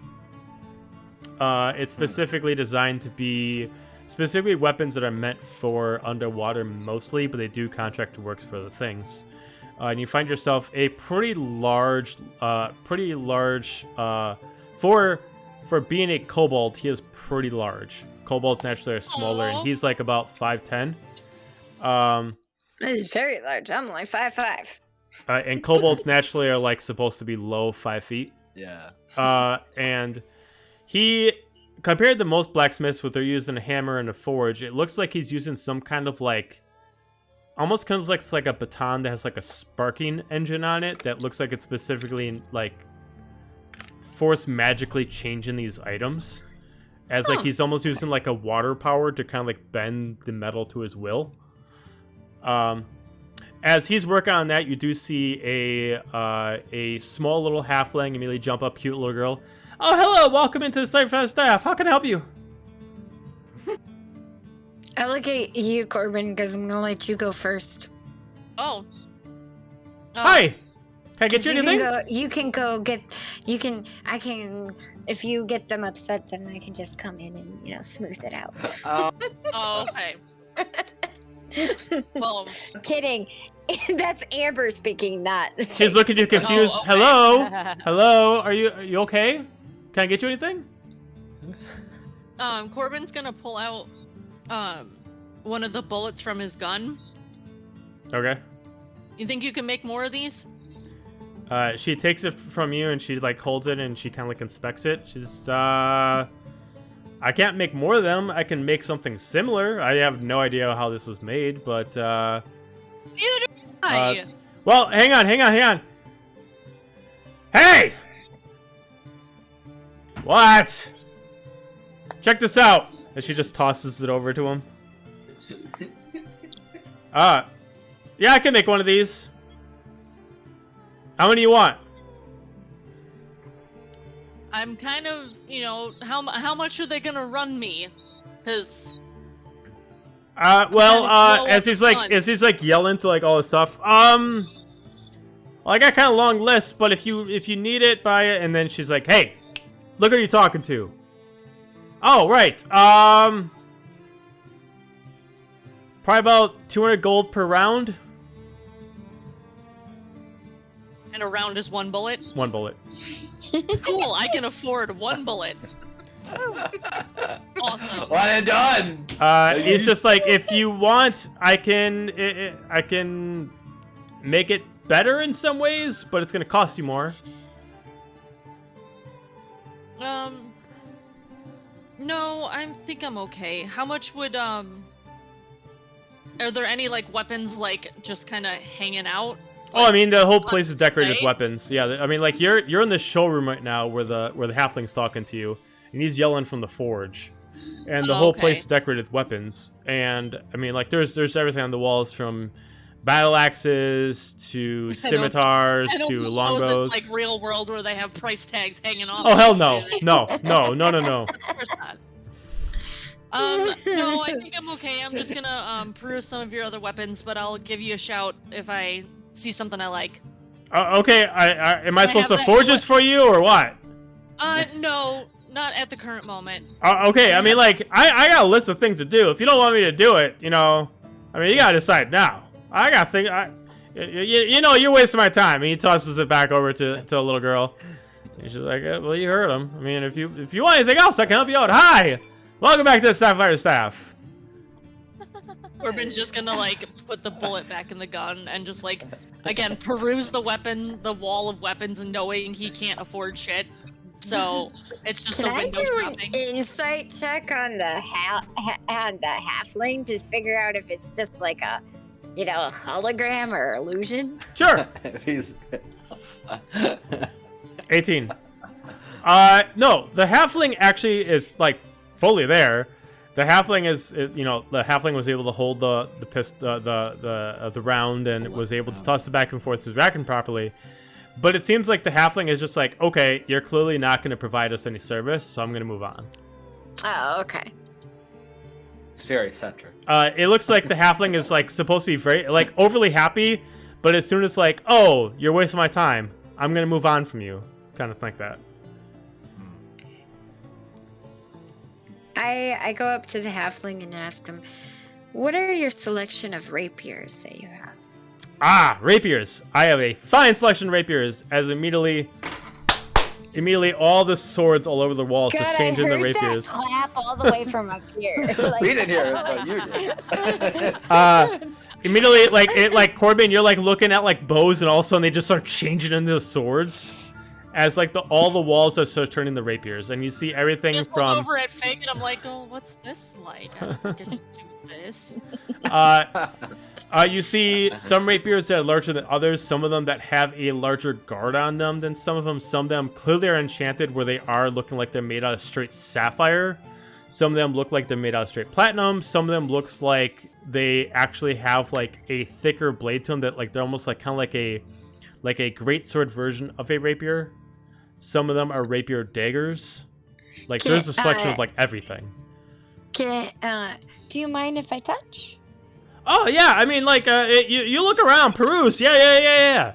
Okay, so I'm gonna pick up a couple of the rapier daggers and start like twisting them around just to see how they feel. So if at first it's like hard for you to kind of get it balanced because you're not used to having a dagger with a guard on them. But then after you start spinning, you kind of figure out where the balancing point is. And you start figuring out that with these, you kind of have like a defensive, like ability with them. Basically, what it is they are they're +2 daggers, and they give you a reaction that if someone attacks you with a melee attack, you can choose to take a dexterity saving throw to counteract it. Oh, okay. All right. And then I move on, I put them back And then I move on to, you said there was a red one made out of like sapphire style? Sapphire's blue. Or, sorry, blue. But yes, there are blue ones. Yeah, there's a few different ones. One of them is a regular rapier, a standard guard, and it looks like it's just a basic +3. And it looks like all the sapphire weapons in here automatically give you water breathing. But the additional one to this +3 is it also gives you additional 1d10 cold damage. Okay. The other one that looks kind of like a broader blade, like it's almost like a greatsword version of a rapier, is a +2, but it does an additional 2d12 slashing damage. Okay. And then the other one that's rapier with a larger guard that's a sapphire rapier is the same thing as the daggers. It's a +2, but if you get attacked with a melee attack only once up until your next turn, you can use your action to counteract it with a dexterity saving throw. Okay. I look around and I go, these are very well done. Oh, well, I say thank you. to the halfling. She immediately yells back, "Hey! They say they look really good. Oh, thanks." And then I go, so as someone who, I look at the halfling and go, as someone who's in smaller stature, like I am, do you have anything more sneaky? Oh, well, I mean, it depends on what you're trying to do. Well, and I like point to my cloak. You see this cloak? This is Cloak of Shadows. Oh, what cloak? What So- cloak? As she's like playing along with you. I don't see any cloak. I'm just talking about. It's a Cloak of Shadows. Oh, very so good. I Very can- good.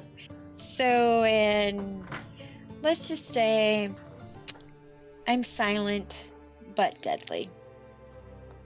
You don't want to tell that to everyone, but okay, fair enough. But you would appreciate it because of these beautiful weapons that you obviously work in the shop of wonderful weapons. So you like the attack from the dark, and then she immediately like goes over and she kind of like resets the walls to more daggers instead of rapiers, and she immediately grabs off this wall a case. It looks like it's kind of like a holster, like almost like a gun holster kind of, but a little bit longer, and it's like a curved shape.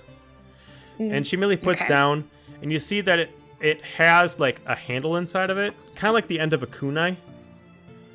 Okay. And she's just like, it's easier to show you. And then she immediately does this, and it shades off the whole room, almost like she's selling you an illegal weapon.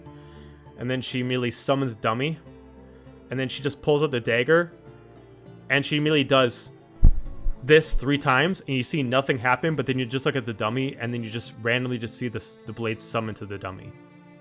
Ooh. And then all of a sudden she just goes like this, and they just resummon back to the holster. Ooh. Now you're speaking my language. So basically what that is you buy the holster, it comes with 3 spectral daggers. As an action, you throw all 3 daggers at once. They are +1 daggers. Okay, so they're standard dagger. But they work as magic missile.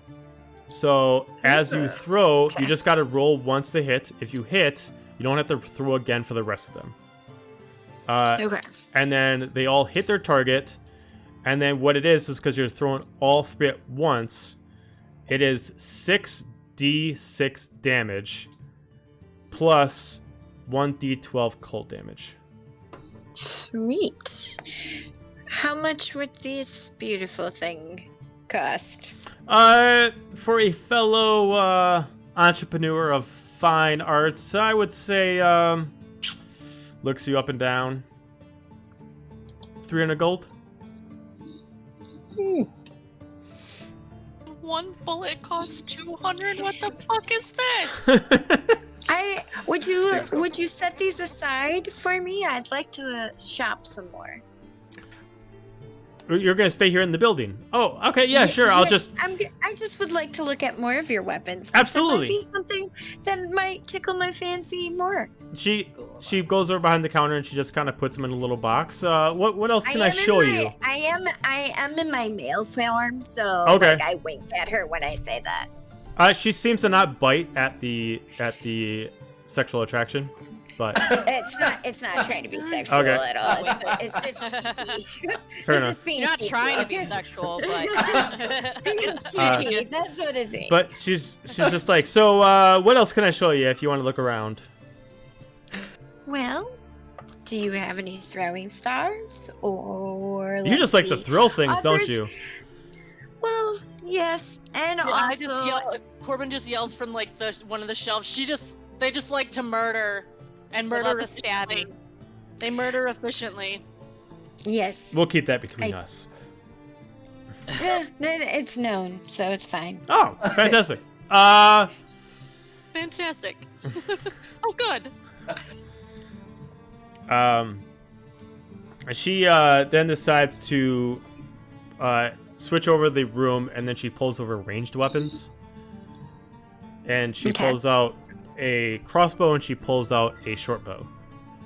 And she's like, I don't know how you are about archery, but she pulls out the I just short kind bow. of like move my cloak and show the 2 crossbows and the short bow that's under my cloak. Oh, you're already well equipped. All right, fair enough. And then she just resets everything back to normal.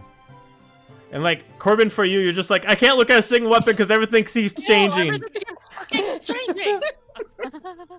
I look at her and it's like, what if I would like to load off some weapons? You mean sell some weapons to me? Yes. Okay. Yes. Well, I do accept. I do purchase weapons here. So whatever you got, I will tell you what I can buy it for. I think that's one. I think I have one javelin that I picked up randomly. Yes. I picked up one random javelin and one short sword randomly. Okay.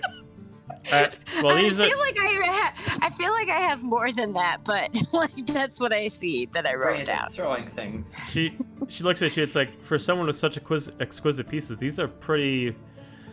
I apologize, but boring. Yeah, they are. They're I mean, very boring. I can give you 50 gold for them. I mean, that's pretty much it. Makes sense. Let me see 1 second here. I mean, if you want, I mean, I could maybe have. She looks back at him. Hey, what? Can you do something with these? What do you want? What would you want me to do something with them? I could maybe have them forge something together for you. Yeah, maybe like I said, they like you said too. I do not take offense. They are boring. I took them off of some enemies. So. But even there's always a diamond in the rough. We can always take these things and make them the best weapons you can find in here. It just needs the proper motivation to get it done. That's true. Would a motivation include a diamond? Because I do have one of those. We do love diamonds here. Amber's trying to sell out. Again, Corbin's just looking at like his empty pockets, like I've got a diamond. I've got a violin. So, what would you be able to do with a sword and a diamond? I mean, well, for your specific wants. I'm still going to get those daggers, just so you know. That's Oh, why. fantastic. I mean, if you want, I could take these blades and combine them with the daggers. And what would that do? Hey! If I took these and put them in here, what would they do?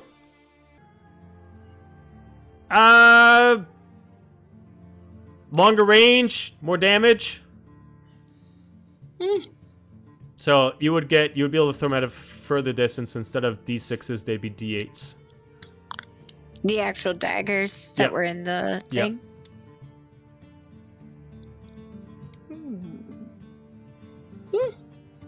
That sounds like a pretty good deal to me. Okay.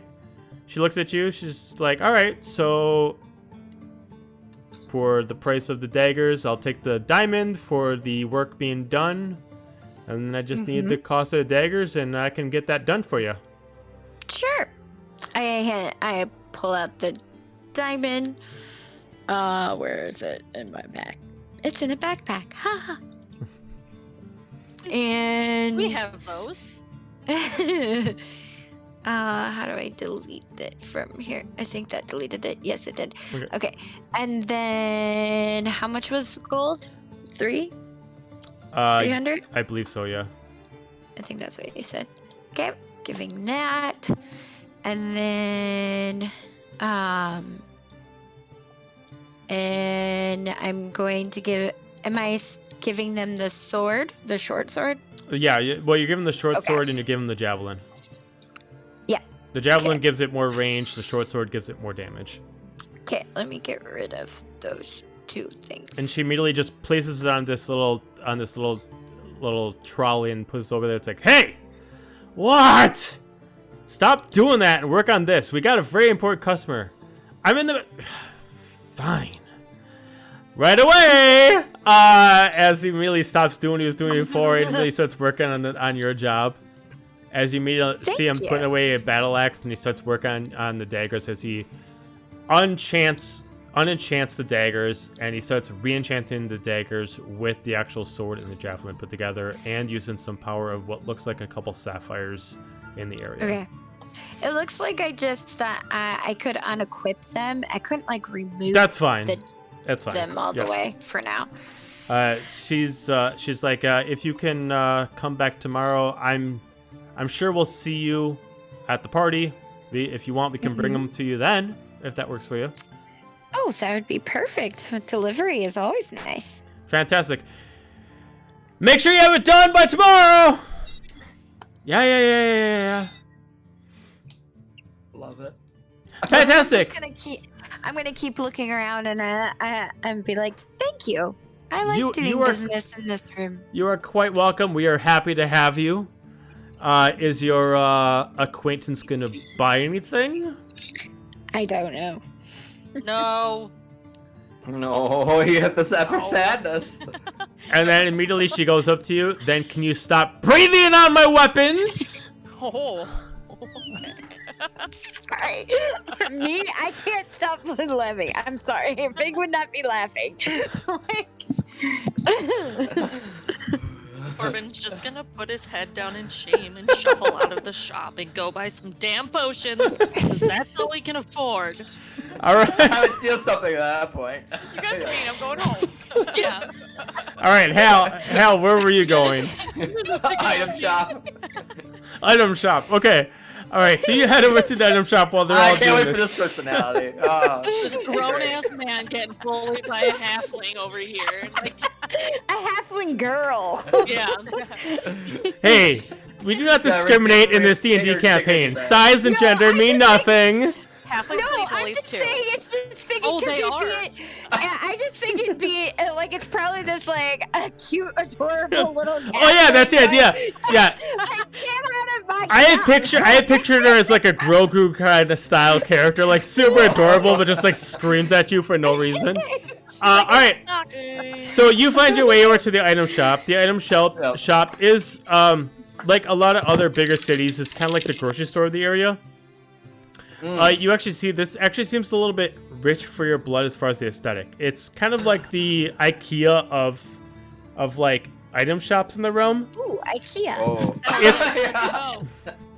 It's a very big. It's like a two-floor shop, and like you immediately walk in there. It's just like IKEA. You're like walking the wrong direction. You're like walking against traffic. It's like you get like lost in the place. Yeah. Just arrows on the floor, like. Hey, Joe and me once we're in IKEA for 4 hours. Oh yeah.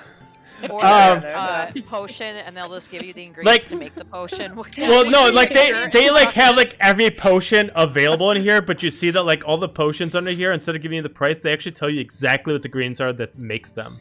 So they have everything from like everything is organized by the potions used for. So they got like healing potions, and like next to them is necromancer potions, and next to them is like damage potions. So you got like fire spells, you got bombs. They got everything you can think of in here. I mean, you can buy strength enhancing potions, haste potions, everything. They got oils. They have They have elixirs. They've got, you know. You tell me what you're looking for. I'll tell you if it exists in D&D. Oh.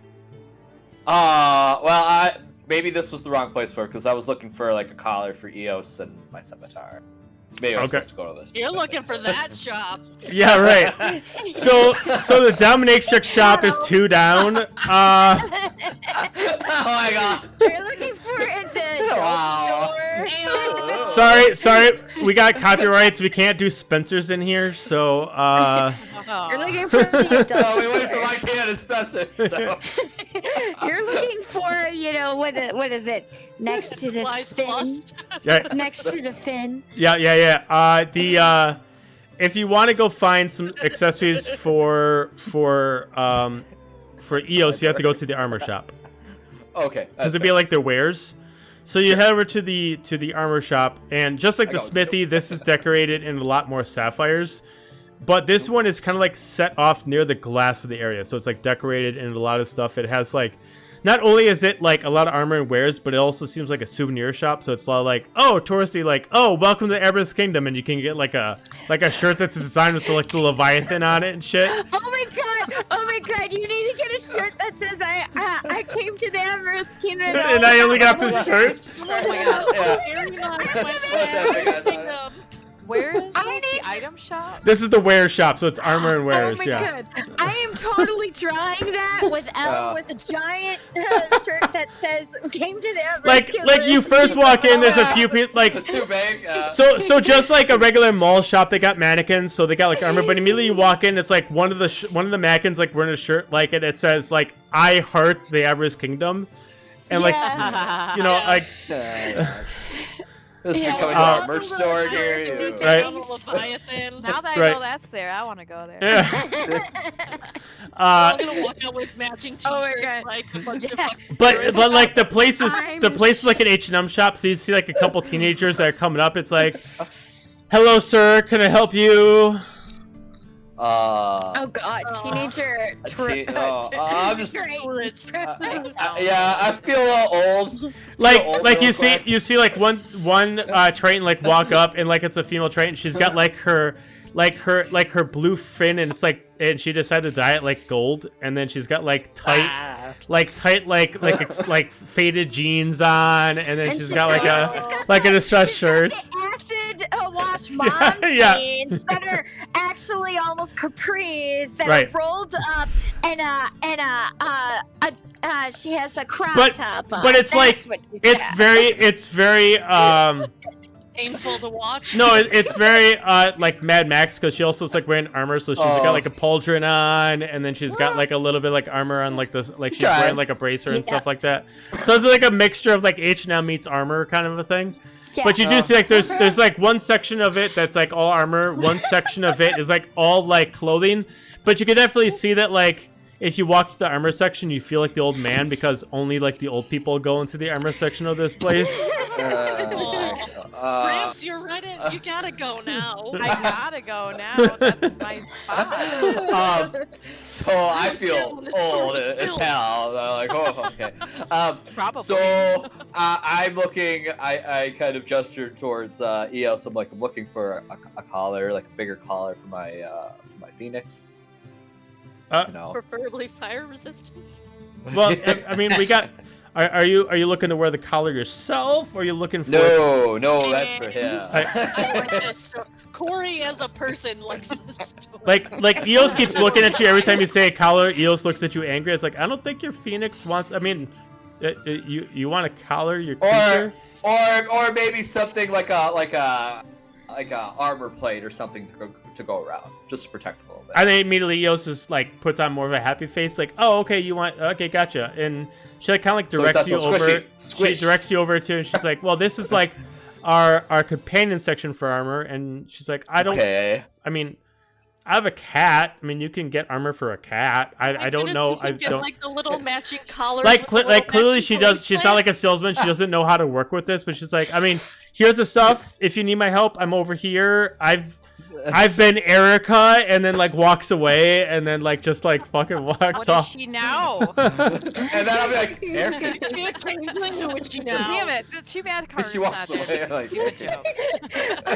I mean, you could be like, I hear a need for dad jokes. Here I come. So like you see, you're like in front of like a small aisle, Let's go. right? You're in front of like a small aisle of like Your dad joke. different kind of armors you can get the pets. Most of them are for like more four-legged creatures.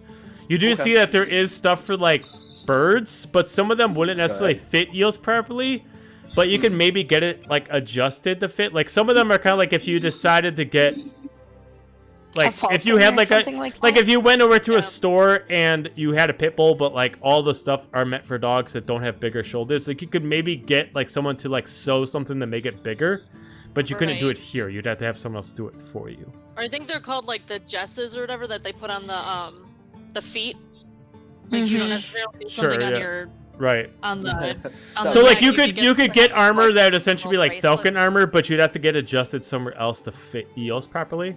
Sure. But they got at two the different Smith- pieces like of armor. I bought it in the Smith shop. Right. For the biggest size that they got for birds, they got one piece of armor that looks like it's specifically meant to just give more durability without sacrificing speed. Mm-hmm. And another one looks like it's specifically meant to give a resistance of some kind.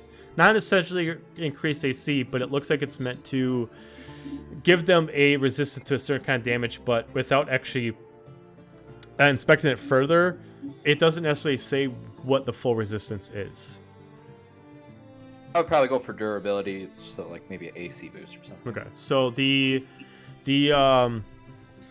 AC boost decreases the speed by 20 feet, both for movement of walking and flying, but it allows to have an additional AC +2. Nice. Nice. What's well- that run on the old price tag? 500 gold pieces. Of course it does. We're in a Everything's ritzy area. Just saying. Yep. Yeah. And when is I that say- with the You got some discount, potions? And when I say well, yeah, that's with discount, because even for a humanoid, if you got a +2 AC, it would actually be 2,000 gold pieces. Oh my god. Yeah, so But that's just expensive. yeah, so Mhm. now when I say +2 to the AC, I mean 2 plus the dexterity bonus. oh. So Eos's dexterity is It's a 12. He's got +1. so it would +1. get so it would give +3 50. AC to Eos. Oh, so then he would get 18. 18. That's Yep. tough. Tougher than then- me. But Eos could stand but couldn't walk because it would remove the movement speed, and then it would be 180 feet of flying speed instead of 200 feet of flying speed. Mm. I don't know if that's worth it. Right, if you can't. I'm move not around. there, but Yeah. You can hear Same. Fig in your mind being like, As they're shopping, Yeah, like- spending like all that. their stuff. I don't really think that's worth it. You can like give the me angel and you devil can on the shoulder. you can give me an Hey, insight saying check no, on Carter if saying yeah. If you I want to got give me an one investigation thing. check on the other armor, you can to try to see if you can understand how the other armor works. The other armor is cheaper; it's 200 gold pieces. I only bought one thing, by the way. Yep. And got rid of a couple things. And making something You said Investigation. investigation. That's a 24. Okay. Just you're like tapping it a few times. You decide to just kind of like check out some things. You try to put it up next to heat, but don't actually burn it. And you're able to figure out that it has resistance to magical damage. Ooh. So any This is good. magical spell attack, it is resistant against. It doesn't mean that Okay. like it's resistant to charm or anything like that. It just means any magical Right. damage attack, it is halved. Okay. How much is that one? 200 gold pieces. That's up.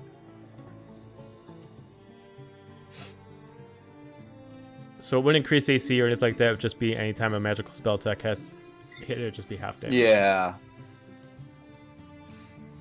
Ah, sure. What the heck? Okay. So 200 gold pieces, you got that. Do you want some acid wash jeans with that? You want a crop top?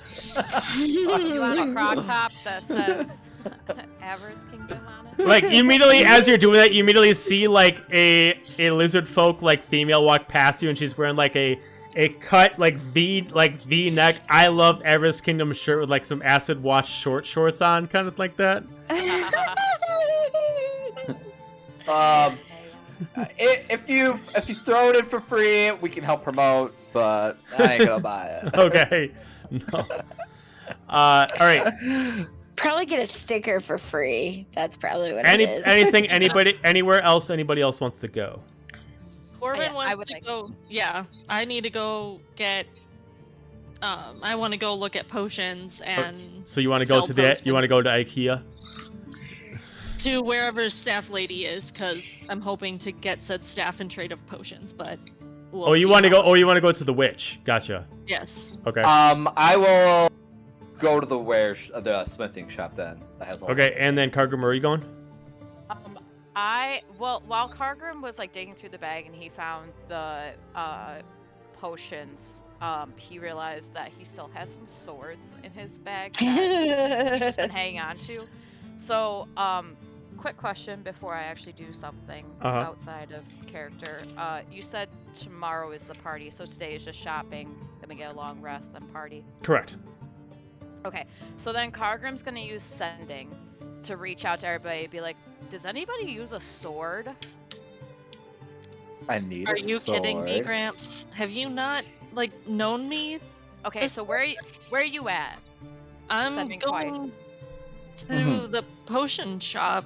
I feel like you guys keep crossing each other over and over against like a mall. Yeah. Where like it's like, oh, We're I'm on up here. level. I'll come down to you, and then you both cross each other from distance sides. Scooby-Doo scene.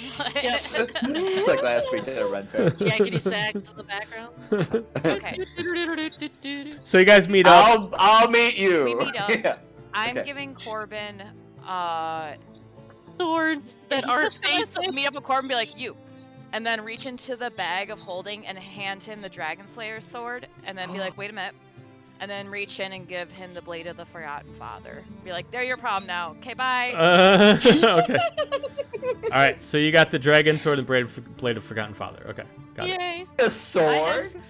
Does You anyone get two have swords? swords? I would also like to remind everybody that since this place has a high level enchanter, if like Corbin, because you got a lot of weapons, if you just want to say I just want one sword, you could go to the enchanter and just get them fused together.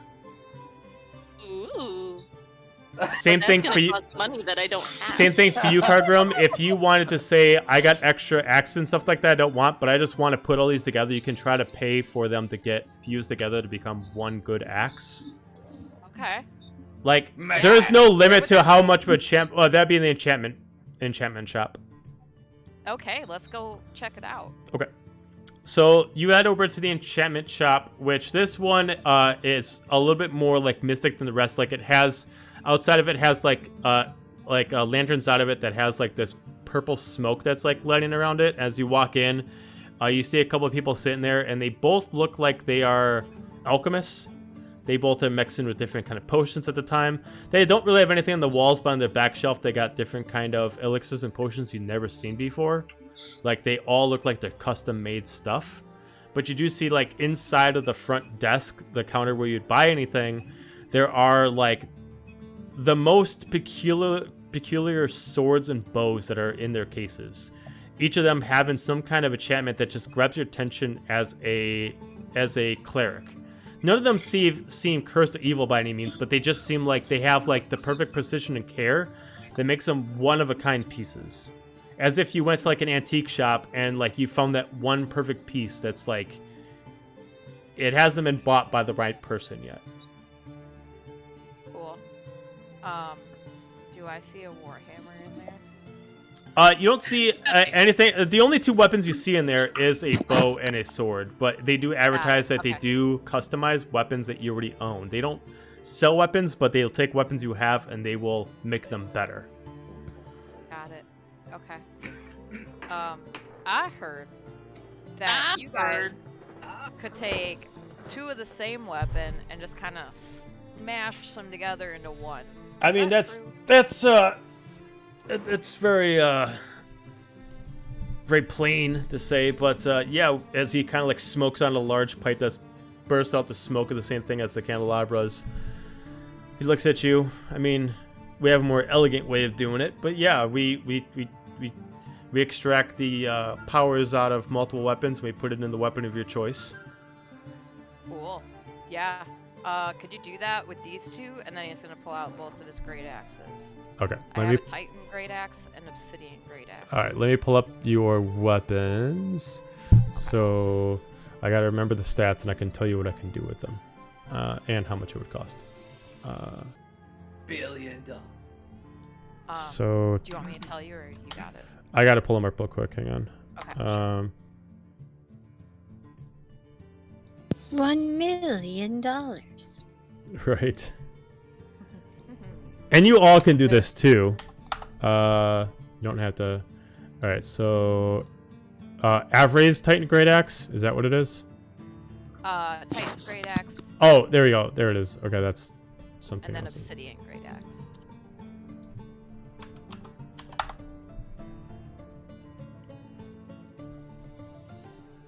All right. So, with the Titan Great Axe, you get already a +3. Deals 2d8 fire damage. Then you get the reach, and then you have Cord Killer. Obsidian, +2 to attack, and you get 2d12 frost damage, and then you freeze. So what you would get you'd be getting the Serpent's Great Axe, which is the it's something I actually already created. What it is, it's a +3 to attack. It is 2d10 fire, 2d10 frost per turn. And then what it is it does force damage automatically, so it has 15 feet of reach. Okay. And then you would just add on Horde Killer and the frost, like the frost movement speed thing to it.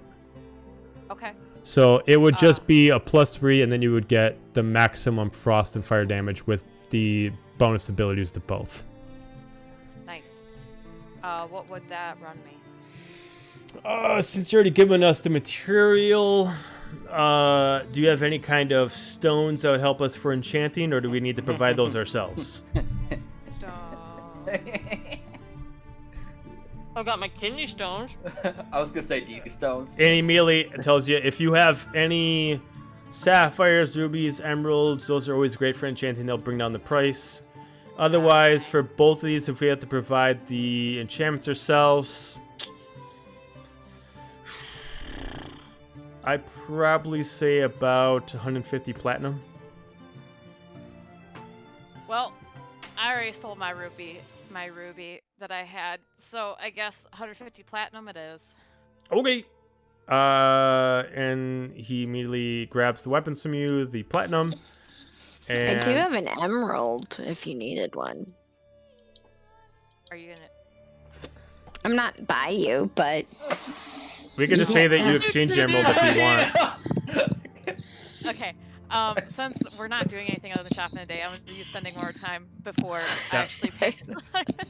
So you cross again, you get the emerald. Does anybody have any gems? I sold my last one. yes. Okay. I have an emerald. Fig, come to the enchantment shop, please. Please. Okay. So you pass over the Okay. emerald. The guy mentions that since the emerald covers the force damage, that will cover up 500 pieces of the platinum. So it'd Okay. only be 100 pieces of the platinum if you give him the emerald along with the weapons. Okay. Since the emerald needs to be harvested for the force damage to give Cool. the reach. Are you okay with that, Fig? Yeah, why not? Okay. I forgot I Alright. had gems, so there you go. So I gotta design you the Serpent's Great Axe that actually matches all the specific stats for you. Okay. Excuse me. I do want to go see the little changeling eventually. Okay, you can go there right now. Once you're done with all these peoples. Okay, so we're gonna go to Corbin next. Where are you going? Yay. To the witch. To the No. witch. So just like Self-promotions Are and you a good hopefully- witch or a bad witch? so Depends Or how much sandwich. She charges. Oh, say Depends on how much you she got it. charges me. so you see the witch, and she looks like she's looks like she missed a couple customers, not really getting anything as you walk in. She's like smoking on a pipe. Yeah, what do you want? Well, I'm assuming Gramps would have, like, in our passing of the swords, would have told me about said staff. I don't know. Cargrim, did you? Yeah, that would make sense probably, because it's like, hey, you do magic shit too, right? There's a girl with a staff back there. She can do some spooky shit. It's cool. Go check it out. Okay. So like, is this staff visible? Yeah, it's on it's mounted on the wall behind the main table. Can I do an Arcana check on it? You can do a disadvantage because you can't get close enough to touch it. I mean, that's fair. It can't hurt to try, right? I mean, it can technically, but I'm not going to say that. It could touch. Oh, well, they were both fairly decent rolls. So, spooky 20 is the low one. Okay, so what you can tell based off the power and what you were told from Gramps about what was the demonstration is based off the 3 different sapphires they put on there. Each of them are a conduit for eldritch energy in the staff. The staff by itself does cold damage, both to a melee attack and if you want to actually swing with a melee attack with it, you would do cold damage. But any spell that you cast from it, you do cold damage on it by choice. You can choose not to do cold damage if you don't want to. The staff itself added to cold damage as it increases the range of your. It essentially does. It gives you Eldritch Spear. So if you do the first stone, it gives you Eldritch Spear, which gives you an extra, I think, 100 feet of Eldritch energy distance. Mm-hmm. Nice. The second stone gives you Eldritch Grasp, that if you target somebody with your Eldritch Blast, you pull them towards you. And then and then the third one gives you Eldritch Sight. So they're all Eldritch bonuses.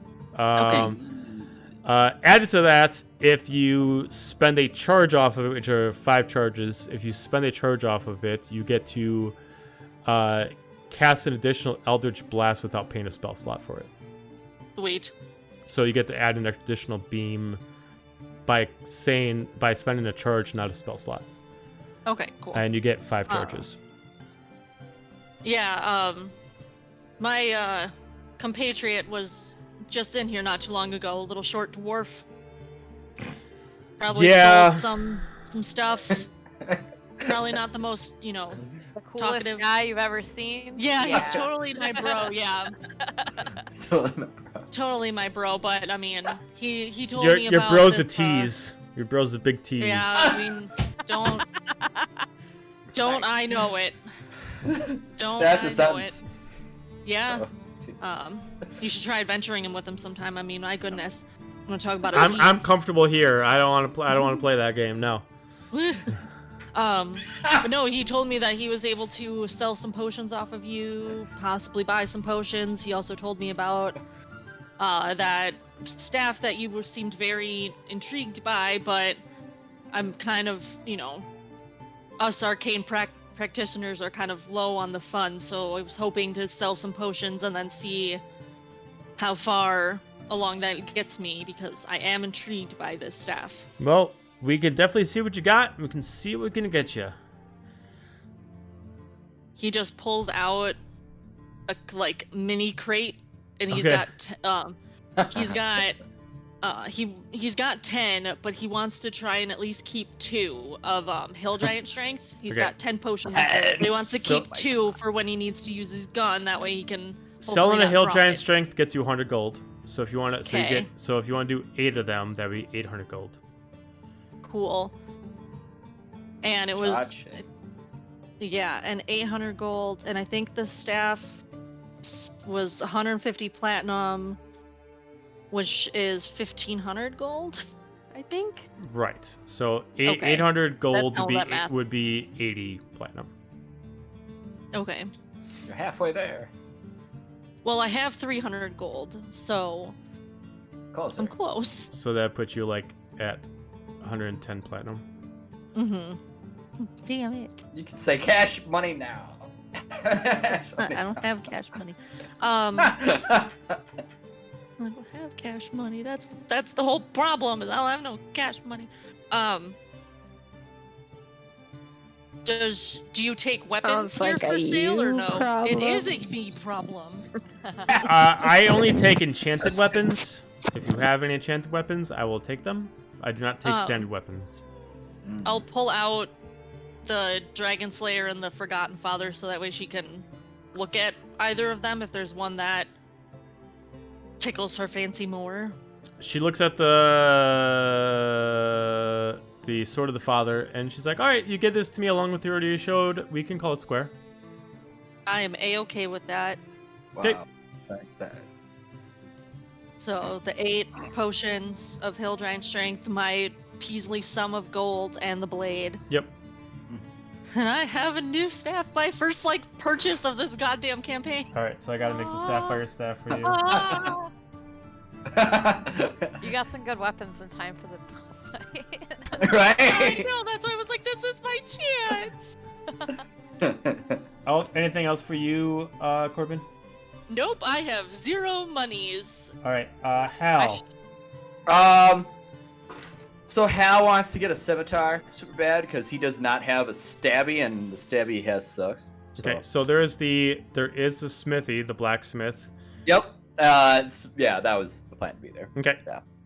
So you get over there, and you see the same 2 that we saw before. Okay. As you see a little halfling standing there, as it looks like they were just switching some stuff on that shelf. As you see that the gentleman in the back is focusing hard on working on some kind of weapon at the time. As you walk in right in the middle of conversation. I said now, no breaks. Queen's orders. Well, Hi, how can I help you? I need a stabby. And Yes, we got plenty of stabbies. yep. And I was looking for a scimitar or something along that caliber. Immediately, all the stuff on the walls changes scimitars. We have choices. Yeah, me and Eos are both there. Just.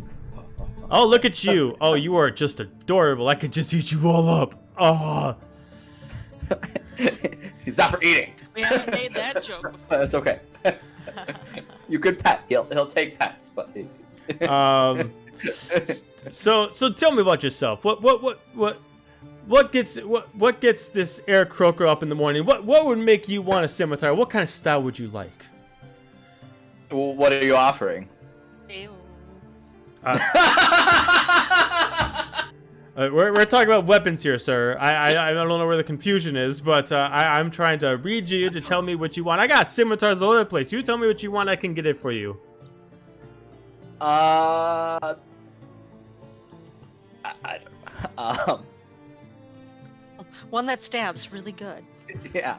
I don't know.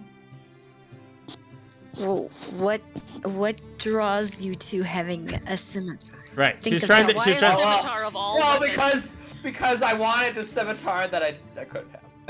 Because Wait, I didn't get I'm confused. He What? was supposed to have a thing scimitar. He paid for the services, but he was supposed to finish up the rest, and he couldn't get it. Oh, I see. the Okay. one that got away. Yeah. So much Oh, or something. that's So, why. so you see, okay, so on the walls there's a mixture variety of different scimitars.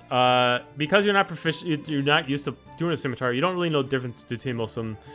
That doesn't just stand out to your eyes. So much like for when Fig was in here, and Corbin, a lot of them are designed in either platinum, gold, or they're in sapphire.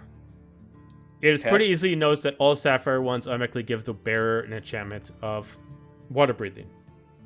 Maybe extra swim speed, so on and so forth. But it looks like the more denser the material, the more powerful it is, or the higher the enchantment that gives it. Some of the scimitars have a more curved blade, very similar to the blades used in Game of Thrones, where it's more kind of like a sickle, kind of a curve of a scimitar. Very cool. Some of them are more Aladdin straighter, style. more straighter, like an actual rapier, but still curved enough to be classified as a scimitar. Some of them looks like they're longer, where they would have to actually be held a very specific way, maybe two-handed. And then some of them look like they actually have a specific way of almost kind of like as a neck grapple kind of thing like that, where they almost look like they have a way of actually like if you miss, you could still pull back and like choke them, like come back with like a little claw, like a dagger at the end, kind of a thing. But it depends on what you want. So like literally every time they summon weapons on the wall, 100 weapons get shown, and they're all individually different. So maybe something like a rapier style. Okay, so she immediately disappears a bunch of them and immediately summons 3 of them in front of you. You see one that's gold, one that's silver. I'm sorry, one that's gold, one that's platinum, and one that's sapphire. She immediately shows the platinum one to you, and the platinum one is. It starts off as like a rapier, and it just like goes halfway up, and then it like zigzags like a snake. Mm-hmm. And she shows it to you, and she like bounces back and forth. She spins it, and even as like a halfling, she's still doing some tricks because it's a little bit short of a rapier. But you can see as the way she pulls it back, it looks like it's meant to slit throats. And she describes it as, this one is going to be a little bit harder for you to use, but it's going to do great amount of damage. Basically saying it's going to be a smaller attack bonus, but hella damage multiplier. She grabs the gold one, which has a very significant curve, but it has the guard of a rapier. And then she just kind of like balances, she switches back and forth, and and basically it's a +2, but it gives you a +2 AC as well, as far as the guard is concerned. And then she switches over to the platinum one, and she just swings, and you just see kinetic energy going off of it. She spins, so you see like curved energy bouncing off of it. And it is a +3 weapon, and it actually shoots off beams of energy that hits 30 feet away. That's fine. We probably can't afford that one. That's cool. Probably the second one, the +2, and then +2 to AC. So the gold one. She's like, oh, beautiful choice. Anything else that can get you while you're here? That would be it. Oh, fantastic. Meet me over here. We'll wrap it up for you. Or are you going to take it to go? I'll take it to go. Okay, fantastic. She sits over there. She gets you like a case for it. She gets all set up. Writes it down. All right. Forwarded platinum, please. I'm sorry. That was up with a P? Yes, that is a P. Platinum. Oh. Yeah, you're good for it, right? Alright. Maybe not in this lifetime, but sure. But that's not me. We can't work out something. I'm definitely up for arrangement. If you got something you can sell to me, or something you can help me out with, I could definitely make you some kind of a deal. Do you got anything that you can sell to make it a little bit more helpful? I said no breaks. Get back to work. I'm sorry. Oh no, it's good. Your weapons are one of a kind. They're a marvel to look at. Shh, don't tell him. We don't. Every time someone says it to him, he gets too much of a big head. He needs to keep working. Okay. So I have the Sack Spear. It has served me in a great many battles, but it's not as sharp as it used to be, and I need. But still, great tool. Great weapon. You are a terrible salesman, but okay, sure. I tried. And then I tell her that I give her the maces that I got from the commander. Okay, the dual necromaces. Okay. Yep. And I tell her about the great epic combat story that happened in that. So I'm selling the shit out of it. Okay, so give me a persuasion check. All right. I would like to use an inspiration point. Okay. Dun, dun, dun. Okay. There you go. So I get advantage? You get advantage on the persuasion check. Okay, Hal's gonna need it. That's okay. You're just Ooh, saying yeah. that when it matters, you know? Inspiration. Two natural ones. Better. One was, but the other You one. can always use lucky. Yeah, it's 15. And then I might as well use lucky because we're selling out. Unless we're selling out. It just sound like. Well, remember you can also use a inspiration die to re-roll as well. So you can keep using all your inspiration dies until you get what you want. Dun dun dun. Well, okay. We use the lucky point to add 15 plus 18, and then -1. It's arbitrary luck. So you start off a little bit slow because you don't really describe the spear very well, but then as you put on and you tell this amazing story of this epic fight where you saved all these slaves from this terrible warrior with these destructive Wow. maces, and this Yeah. this halfling Selling is this just like shit out. this halfling is just like, oh, that is epic. And then all of a sudden the forager is just like, oh, that's cool. It's like, did I say no breaks for you? Get back over there right now. Jeez Louise. She's slave driver. And she's like, oh, that is a fantastic tale. These are, and she's like feeling them. It's like, oh, they're properly weighted. Oh, these are great. I'll tell you what, for this, I mean, the spear isn't great. I'll take the spear. The maces are a true piece. I'll tell you what, if you can provide me with another 100 platinum, we can call it square. How about a phoenix feather? A phoenix feather. You And have then a, I'll be like, a phoenix feather, not the Homer.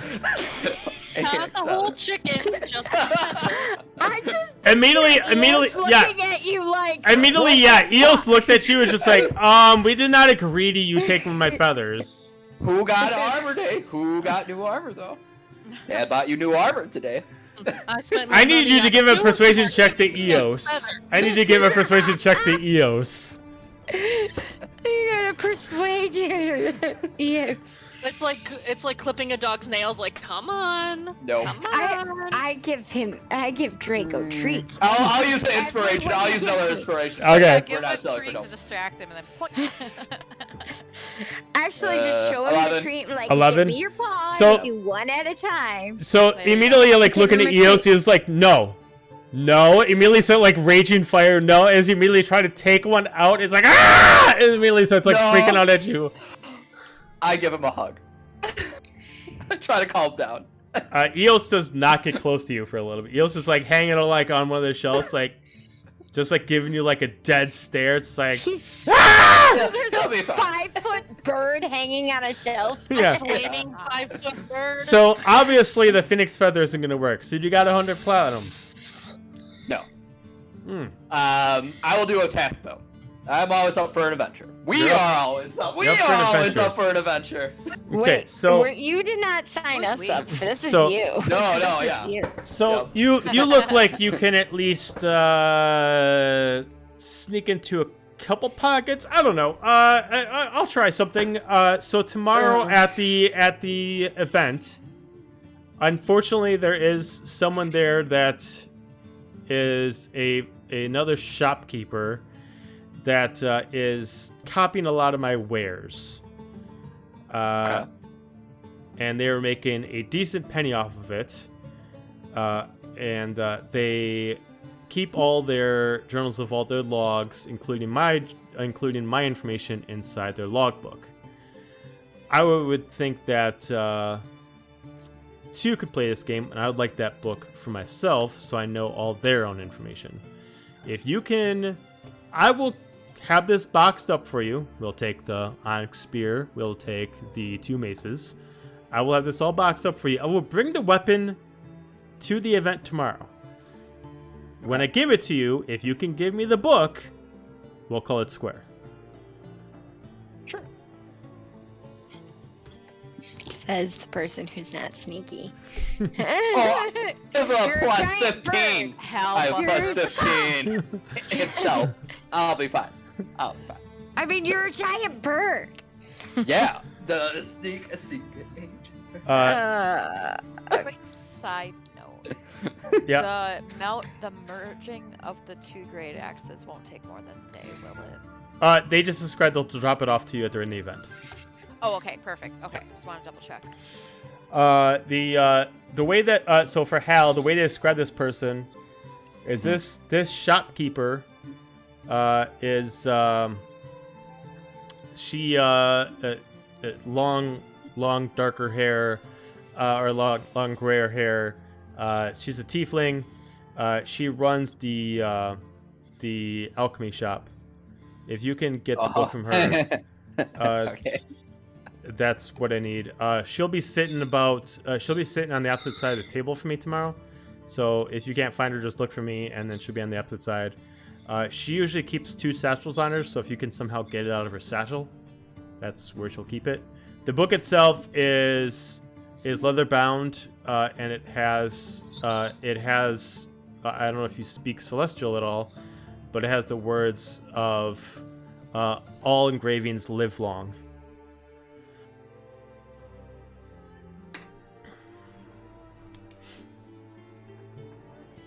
But if you can have that done, I will bring the weapon in its case and we'll be all good. Sounds good. I will write down to make that weapon for you.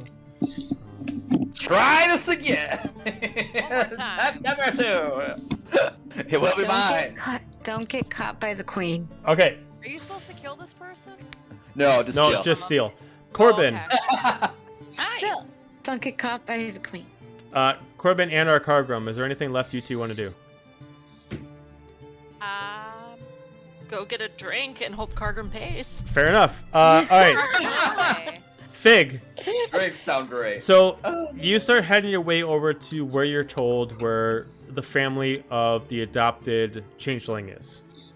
Mm-hmm. You get your way over to one of the outer sections that is workers. The outer sections aren't necessarily slums, but it's where people live if they want to work on maintenance of the actual kingdom.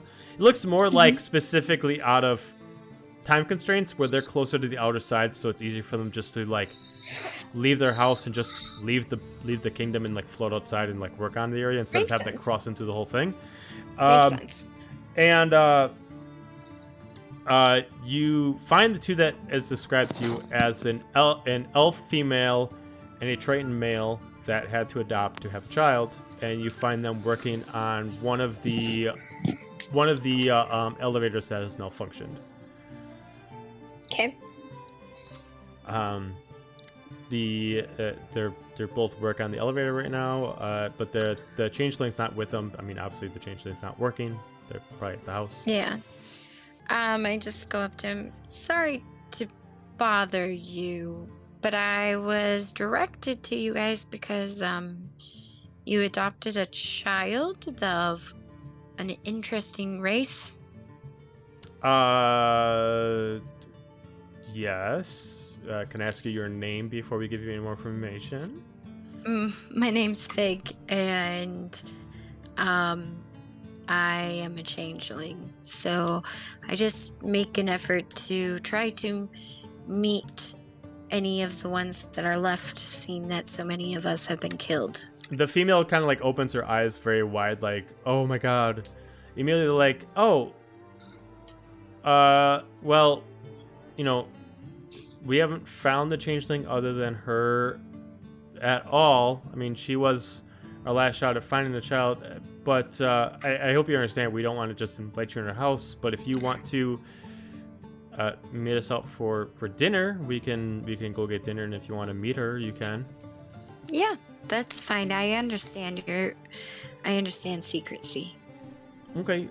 There's a small little bistro about a couple blocks inwards called the Sundering Hammer. If you want to meet us over there, we can bring her along for dinner or treat. Sounds great. Okay. Well, it's and they introduce themselves. The elf just explains, I'm Trina, and this is my husband, Calf. Nice to meet you. And you can clearly tell that they're very an odd couple for this time. So it's like there's no way they can feasibly have a kid due to their races mixing up. But they seem pretty excited about the idea, probably because, you know, changeling growing up, probably the oddball. Yep. Yeah, makes sense. So time will progress. People go out for drinks.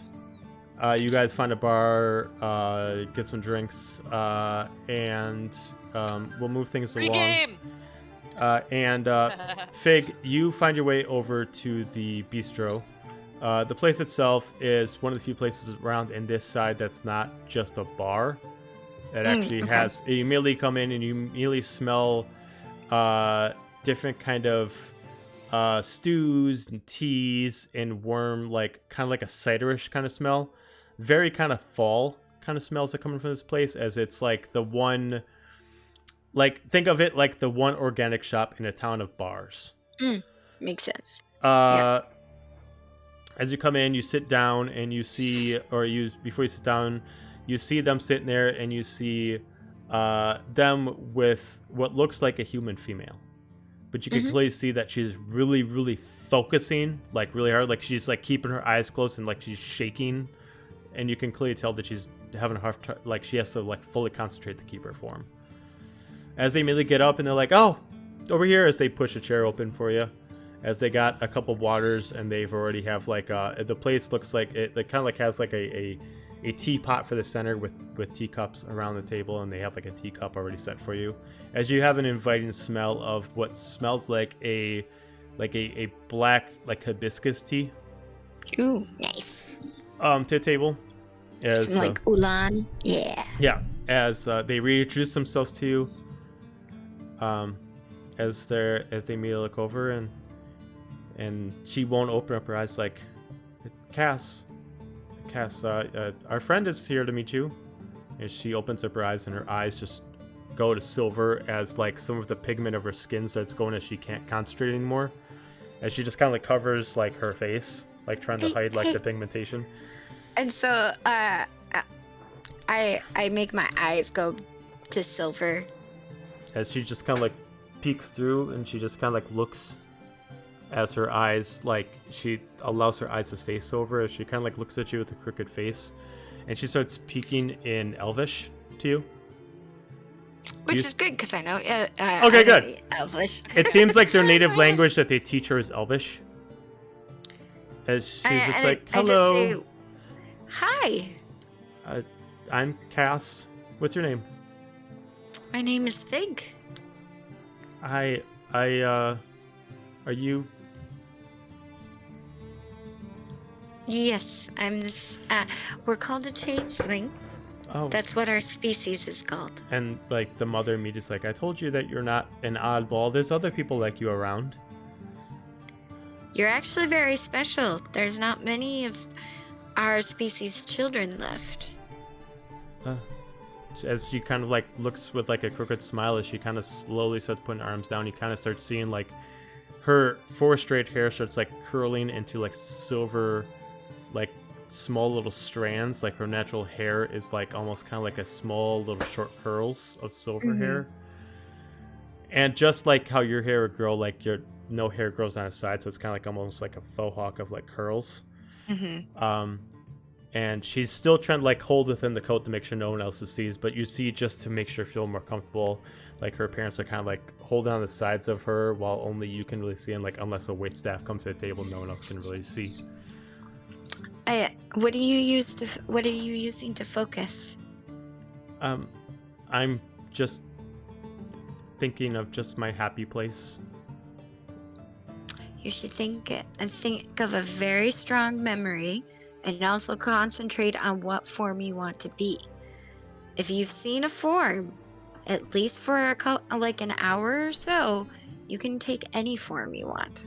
What are you looking at right now? I look like a human male. Okay. She has a tough time doing it, but she starts to try to match her hair to yours and starts to try to match her clothes to yours. I'm sorry, not the clothes because she doesn't have the enchantment, but she starts matching like kind of like your figure, but still in her side. Yeah. But she keeps her size, and it's a little distorted because she can't perfect it, but she's trying to match you. Kind of like doing like the vision to Thor kind of thing like that, where he kind of does like his own twist. But she can't keep it, like her hair kind of like parts on the side like yours, but still has like her curls to it. So what my parents told me to use, because you're about, how old are you? I just turned 12. You turned 12. So you're about probably I don't remember what there's the difference between this. They just age slower, right? They age slower, so she's 12, but I think the way it goes is like a year and a half, so she would essentially be 18. She would have been on this realm for 18 years, but she only progresses at the age of 12. So what you need, what my parents taught me was that to practice.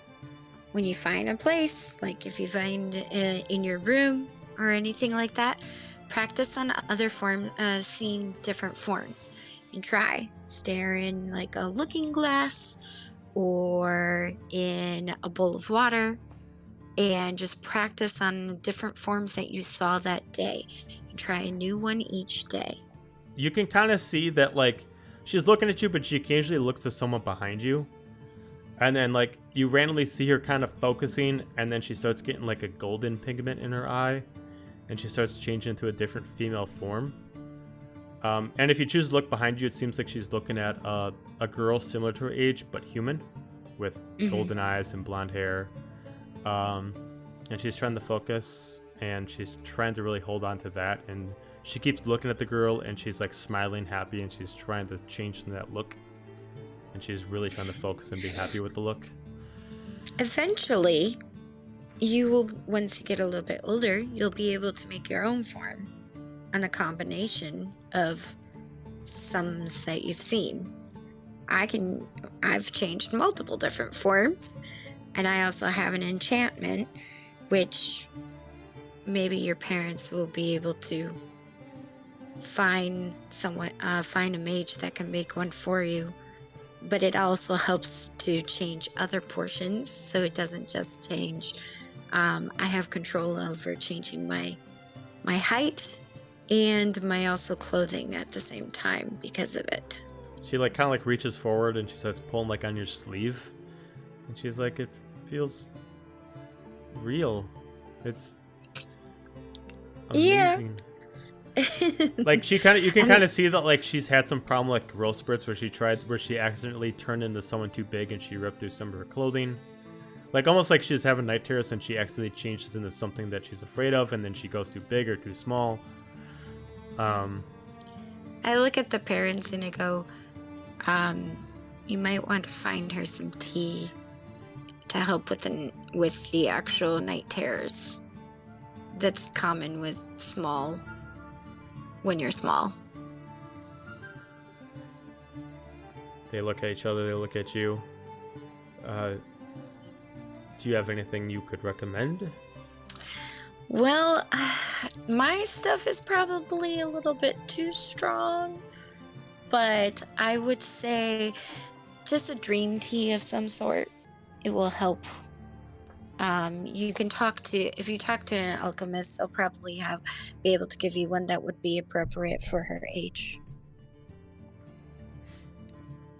Just to help with the night terrors, because I'm sure as she gets older, if they keep happening, she's going to start to break. She might form into something that's a little bit larger for her bed or anything like that, and could potentially break some furniture or so on. It's common. Well, at least we know that it's not a odd thing for her. I mean, the way they kind of describe it is like she's going through like changeling puberty, kind of like that, where she just can't control everything. And yep. They treat you some dinner.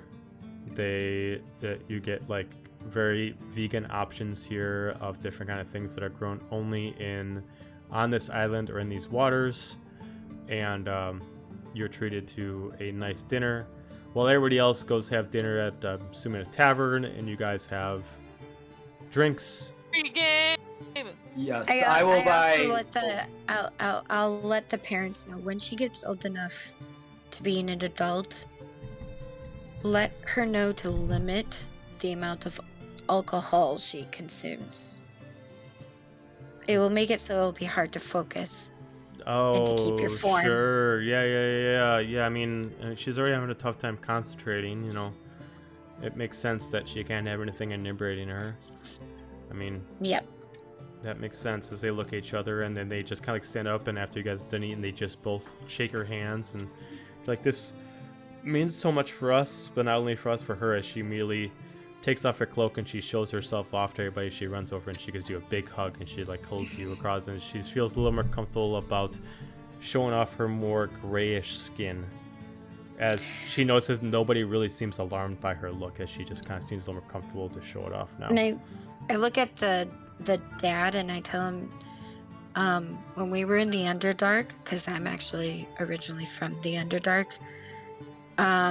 we liberated an actual camp of slaves, and there was a good chunk of changelings in that camp. I don't know where they all went, but you would be able to recognize them by a scarab tattoo. I'm sure you're aware of them, that you've seen them before, but hopefully some of them find their way down here, and she might be able to have some more people that are like her. We'll keep our eyes out. As you see that she smiles at you, and she kind of combines like a little bit of your look with her look and the girl that she saw behind you, so she gets like a parted side, like long blonde curly hair with like greenish gold eyes, and she kind of gives like a kind of like a very very very very light like pigmentation to a humanoid skin, other than just gray, like enough to make it look like a changeling human. And I just go, see, you're already learning. Just keep it up and you'll be able to perfect it. They both shake your hands again as she hugs you again as the night ends, as the place starts closing down. Is there anything else you guys want to do before, what was it? I was just going to say I'm going to go find the rest of my party afterwards. Anything else you guys want to do before the end of the night where you guys have a long rest? Okay. I'm sure you guys are slouched in the tavern, right? Yeah. Me and Corbin have been drinking it up. I can see Gramps like doing like arm wrestling with people, going, like another. Exactly. Corbin did put his the magic bracers back on now that he's got his eye patch and he doesn't need the soma bracers. He's put his magic ones back on, his caster bracers. Okay. He's got the fancy eye patch now.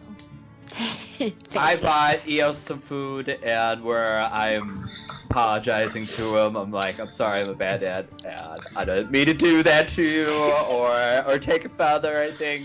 You're one of a kind, and I'm sorry. Eos kind of still like side glares at you. It's like, I need to sleep on this, kind of a thing like that. He's giving you the Draco judgment. Yeah. Right? So you guys head back to your rooms. You guys get a long rest. When you guys get back there, you actually are inside each one of your rooms is a suit or a dress that'd be suiting what the queen thinks you'd want to wear for the gala for the next day.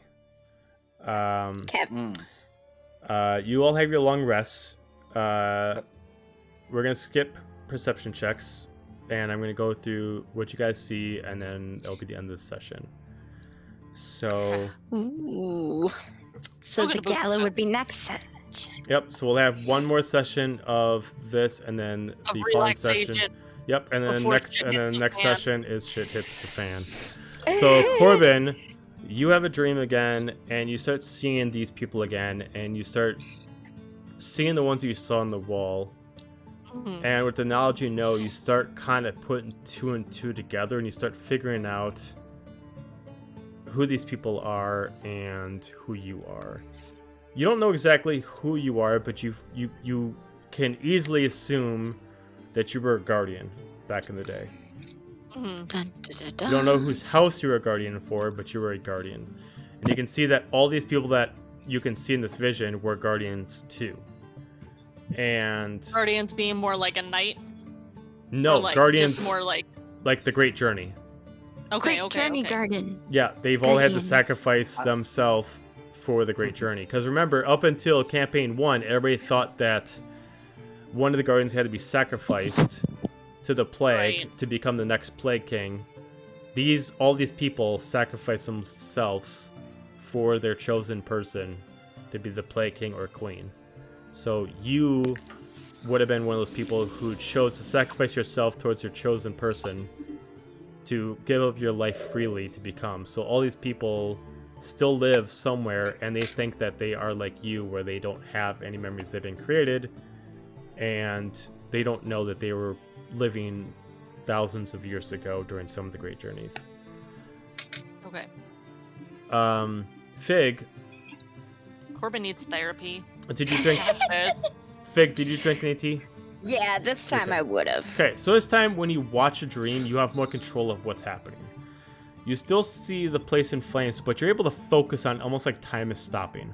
Like you see it as if you're watching a movie, not that you're part of it. Ah, And okay. you start to see it from a third-person perspective instead of a first-person perspective. You start watching outside in, completely safe from the effects of the actual dream. As now, because of seeing the perspective, you now see what's actually summoning the fire. You see two people up in the air. At first it looks like two, but then you see one. It's almost as if a combination of both Cacopial and Soma like fused together. And it looks like whatever they're doing, they're calling upon some do you speak Celestial? Celestial? Not celestial. Okay. I speak common, draconic, elvish, infernal, thieves' cant, and undercommon. Okay, so you'll get Jesus. part of this because some of it has a similar dialect. You'll get like some of the casting you're hearing the ritual. Some of it is you hear Great Flame, you hear Reset, you hear True God, and you hear All Dead. Okay. All Um, not good things. Cargrim, you get pulled into the world with Renona again. This time she specifically talks to you. She walks up to you into the white world, as she this time does not have the bell, she does not have the scythe. She walks up, as she gets closer to you, she starts shrinking her size to get to about 5 feet tall. As she crouches down, she just sits down on the ground as she looks at you, crossing her legs. Are you ready for this? Because tomorrow's your last day. Afterwards, I can't guarantee your safety. Yes. You make sure that you and your group have everything done, because I've had a couple conversations with a few of the other new gods that I could speak to, and we can provide as much assistance as possible. But what scares us is that man. The fact that none of us can see him is a problem. Once you face against him, we can help as much as we can, but we don't know what we can do as far as if it will help you or hinder you. She just takes her hand and she presses up against you as you feel a pearlescent glow hit your chest. I can at least give you my blessing. As you feel both a weight lifted and a weight put on you. You are now blessed with Fidona's power for 3 charges. I will create it for you. What it is immediately you can either keep this on yourself or you can cast it upon somebody else as an action. For as long as it's casted on for somebody for 10 minutes, they auto-revive when they die. Ooh. And they get summoned back with 10 HP. So if someone gets put down to 0, they don't even die in that turn. They immediately, on that turn, just come back with 10 HP. They don't have to make any death saving throws, nothing like that. You would get 3 charges. And then she gives you one more blessing, which is essentially increasing your max HP, and she increases it by 100. Damn. Tough. Wow. Thank you. And he's just gonna bow and say, I will do everything that I possibly can. That's all I can ask. And I, myself, I can't speak for the others, but as far as Alazna and let me get their names of the ones you spoke to. Alazna, Gladlin, Gertius, and Zula. Gertius is the god of sky, and Zula is the god of storms, goddess of storms. Will be there to protect you. Sorry, can you say those names one more time, please? Yep. So Alazna, Gladlin, Gertius, Gurteus, god of the sky, and Zula, Xula, is the goddess of storms.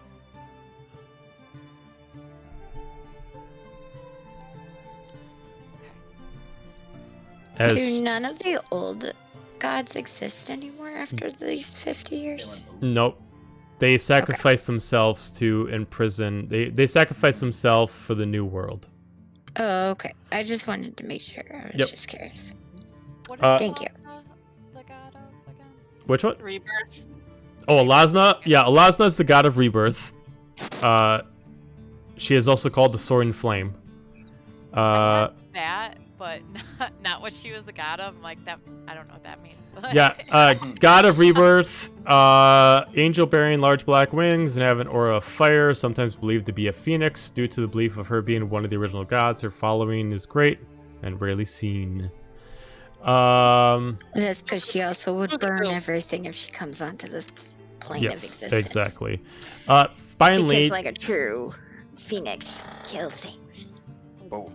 Finally, Hal, Yep. you see a deeper version of the vision that you saw, and you're seeing other fire creatures as if they're being pulled into a source, as if like they think that they're flying to something great and grand, but they're being used as a conduit. You see dragons, you see phoenixes, you see demons, you see devils. Everything that channels fire energy somehow is being called into in servitude to this one spell, and then when it gets close enough, it literally drains them and just creates almost like a nuclear explosion that affects all 9 realms and blankets the sky.